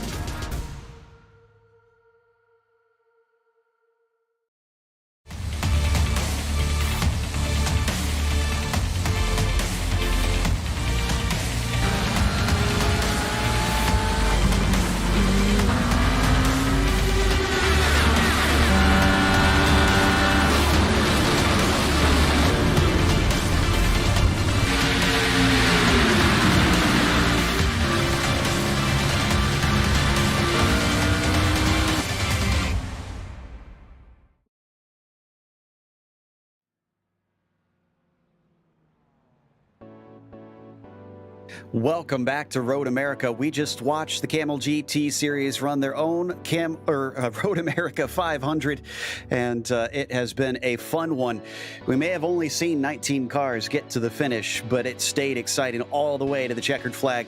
Hugh Haycox stretching it out to a two-stopper, the only driver in the GTPs to do so, and take the victory by more than a minute on top of things. TC Corsa Esports W with Togo Hisada and Hayata Asaga finishing in second, the only other ones on the lead lap. Pushrod Racing finished in third. Heitor Sintes Galindo and Jorge Fernandez Suarez finished in that car, with Team Pepe Frog finishing P4. Javier Mascara, the solo runner for that. Battery Park Motorsports had Doug Cloud running a very quiet race. I don't think we ever talked about him after about 30 laps in. And then Martin Krajcik finished sixth behind him, as you've got Laust Olsen finishing P7. And then Sakana Endurance Motorsports had Roberto De Felipe, the last of the GTPs to finish in eighth and 6 laps down. And then you take a look at what happened over in GTO. Alex Gal joined as well, with Niels Court taking a dominant displayed victory out there, a win by near enough 20 seconds out there today over the hard battling DTSR 001. Phil Lake piloting that with Nicholas Mucanos. It would have been for Alex Millward a podium were it not a race where he found himself off at the final corner. An iRacing penalty but going over the instant limit drops him behind Reid Miller in the 0-0. He takes the podium there. Band of Others Endurance, they had the pace to be up there fighting for second and third. Mark Gimmick, of course, was there having a really, really strong race with them. It was just a case of Nathan Cameron just having a few struggles out there today, and they just stole that one at the end ahead of course, Oleanick there, Rob Oleanick, with a really good drive. Mark Oller as well there in 7th, holding off Jamie Hamill-Smith in the Hamill-Smith Racing team in 8th. Team Eva Hideki Koivisto finishes 9th, and then rounding out the top 10 is the Team Oren Laskin car with Oren Laskin there. The last finisher from that group was Sho Kanatake for the TC Corsa Esports with RWK Racing. But really as well here, Joe, you know, this was a day where we didn't see many retirements, but most of the retirements, they came along pretty much in here, as well as both disqualifications. Indeed, and many of them were early on, we have to say, too. So it seemed like the drivers that were going to make it in the end. Is definitely one that made it was Hugh Haycox and his Quiver Motorsports blue number 34. We're going to be chatting with Hugh about that. Hugh, I assume that you knew you were going to try to do that two-stop strategy from the very start. How difficult was it, though, to save enough fuel to do so? Hey, yeah, I knew from the start I was going to try and do two stops, but yeah, it was quite hard. A lot of lifting and coasting made the race I think easier because I wasn't pushing, so my tires wore less and stuff. But definitely a bit more boring because I like pushing the car, but you know, for the win. Yeah, exactly. I mean, in the end, it's the win that you really want over anything else. That minute gap, though, did that surprise you, though? Did you think it'd be a little bit tighter for those trying to chase you down? Yeah, I thought it'd be a bit closer, but I figured, you know, if I can make it on 2 stops, then it doesn't matter how close they are if they're going to do 3. So, but yeah, it was quite surprising after the first pit stop. I think I gained 13 seconds on that first pit stop somehow, but I don't know how. So have to watch the replay for that. Yeah, that was a bit, that kind of threw us off as well, trying to figure out how you managed that. Well, a Road America 500, a full-on enduro, and you ran it solo. What other places would you like to see maybe an enduro during week 13 from the Kamel community? Oh, I'd love so many places. I think Le Mans and Daytona would be great. I'd really like longer races, but it's finding enough people that's the problem, sadly. Yeah, we would have liked to see more, but you guys still had plenty to keep us entertained for the remainder. Anybody you want to thank for today's win? Yeah, you guys for putting on a great show every week. Phil for putting this great session up, and yeah, that's about it. That's our winner, Hugh Haycox in the number 34 car. And it looks like we've got our 2 drivers for the number 69 machine, Alex Gall and Niels Core, ready to talk to Jake. Absolutely. We're going to start here with Alex, who took the car towards the end there. Alex, really a race for you where it's a little bit different. We normally see you when it comes to the prototype, but when it comes to here in the GTO, a little bit of a difference out there here today. Just what sorts of challenges do you face in that GTO that effectively have to change your driving style in comparison to driving that Nissan? Hi, guys. Yeah, I'm happy to be on the other side this time with the GTO. It's not. I did notice it's not that unfamiliar to drive. I really loved it when I did a few races back in 21 S1, and yeah, getting back into the groove again. And after a few laps, you start to get a nice rhythm with the car. And yeah, I didn't have. I anticipated more maybe problems with traffic and all that, but it went very smooth in general. Yeah. Niels, for you, in terms of starting off the car, putting yourself in this race and building that gap early, giving a margin to hand the car off to Alex where it wasn't going to be a case of you being worried. You couldn't have asked maybe for a better 2.5 hours worth of racing. Yeah, it was really perfect for us. Right away put it on pole and then kind of just ran away with it. Although Phil was also very quick. I mean, I wasn't gaining that much on him I think the 5 seconds I gained before the pit stop was mainly just him getting caught up in traffic and also fighting a bit with Alex. So you look at where you are now, you look at this important victory, this result here in week 13, no noticeable changes on the car from the build, and you move over towards a brand new season of opportunities. Do you see this as your real trendsetter, that your opportunity to go out and really say, we are the drivers to beat here, is the one that both of you are really looking for and trying to take away as the ultimate positive from this big win? Well, don't for jump at me, once now. not much, because I would probably be, if I'm racing, which I probably would do some races, would be in the Nissan. And Nils might also race in the GTO again. And yeah, he already got the iRacing Championship win, but now it's chasing the VCR win, I guess. Well, Absolutely. I haven't looked at the schedule so far. I'm not 100% sure if I'm gonna run the season. I definitely wanted to, for this season, I wanted to do more races on the Nordschleife, doing the endurance series there. So a lot of opportunities here and different priorities then moving forward. Before we let you two go, shout out sponsors, anyone you'd like to thank? Well, obviously, just want to shout out our guys at COR.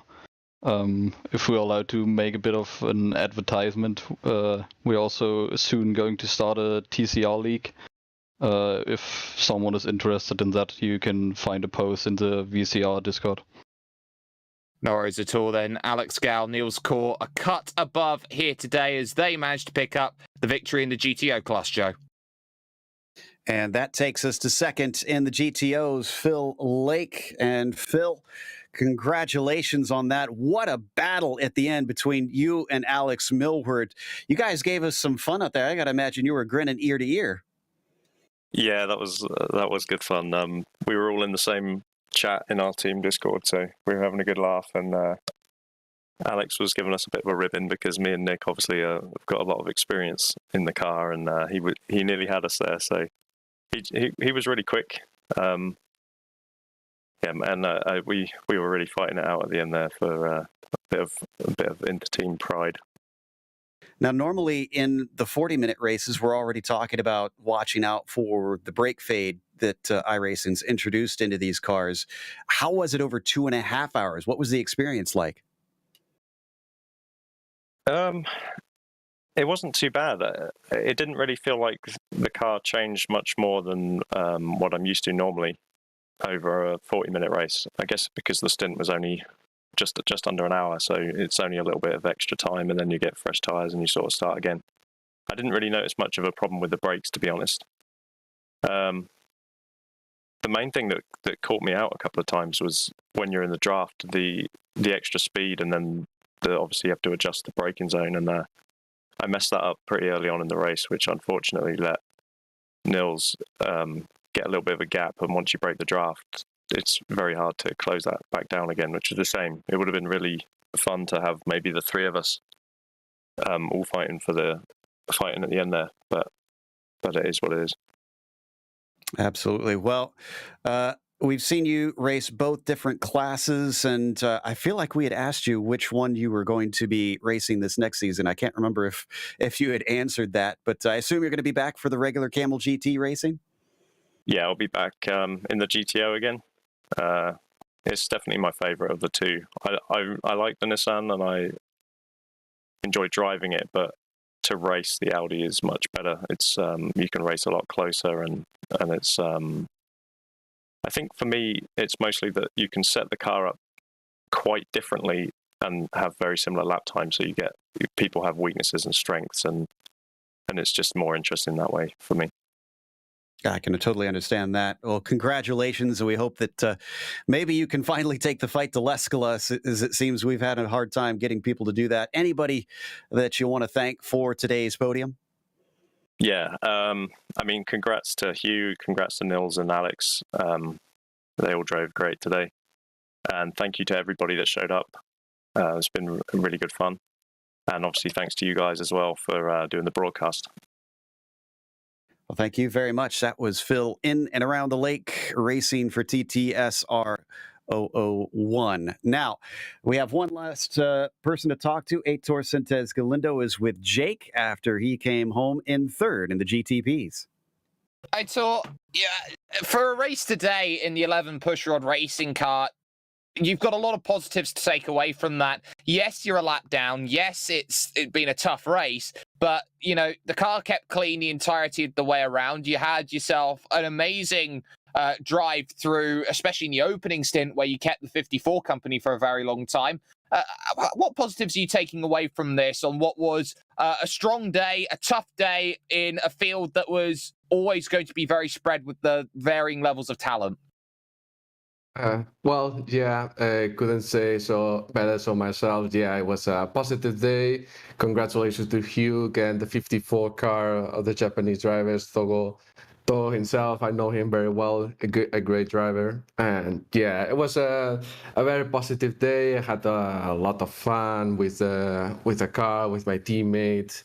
So yeah, I take a good positive day in the sense of we made a podium, we kept the car clean. It was a rather clean race for us. So yeah, it's been a positive day, and we're happy with the result today. A good result. And you look at building confidence in terms of how your team worked. It wasn't just you, it was Jorge Fernandez along with you for the ride. How important is it to get experience in races like these where you can put drivers in and they can gain experience and they can see what it's like to race up at this sort of level and find ways to improve, not only as the stint went on, but maybe for future races? Well, there are some endurance races in iRacing in which you can build up the experience, but for Jorge it wasn't the case because we know each other for years and we've been together as teammates for a long time. We've been in Factor 2 championships and such. So yeah, we've been for years, and yeah, the motive that sorry, I mixed up. So it's no, yeah, it's all right. I just made up myself, and it was like I have mixed thoughts all the time, and I try to recompose myself after a tough race.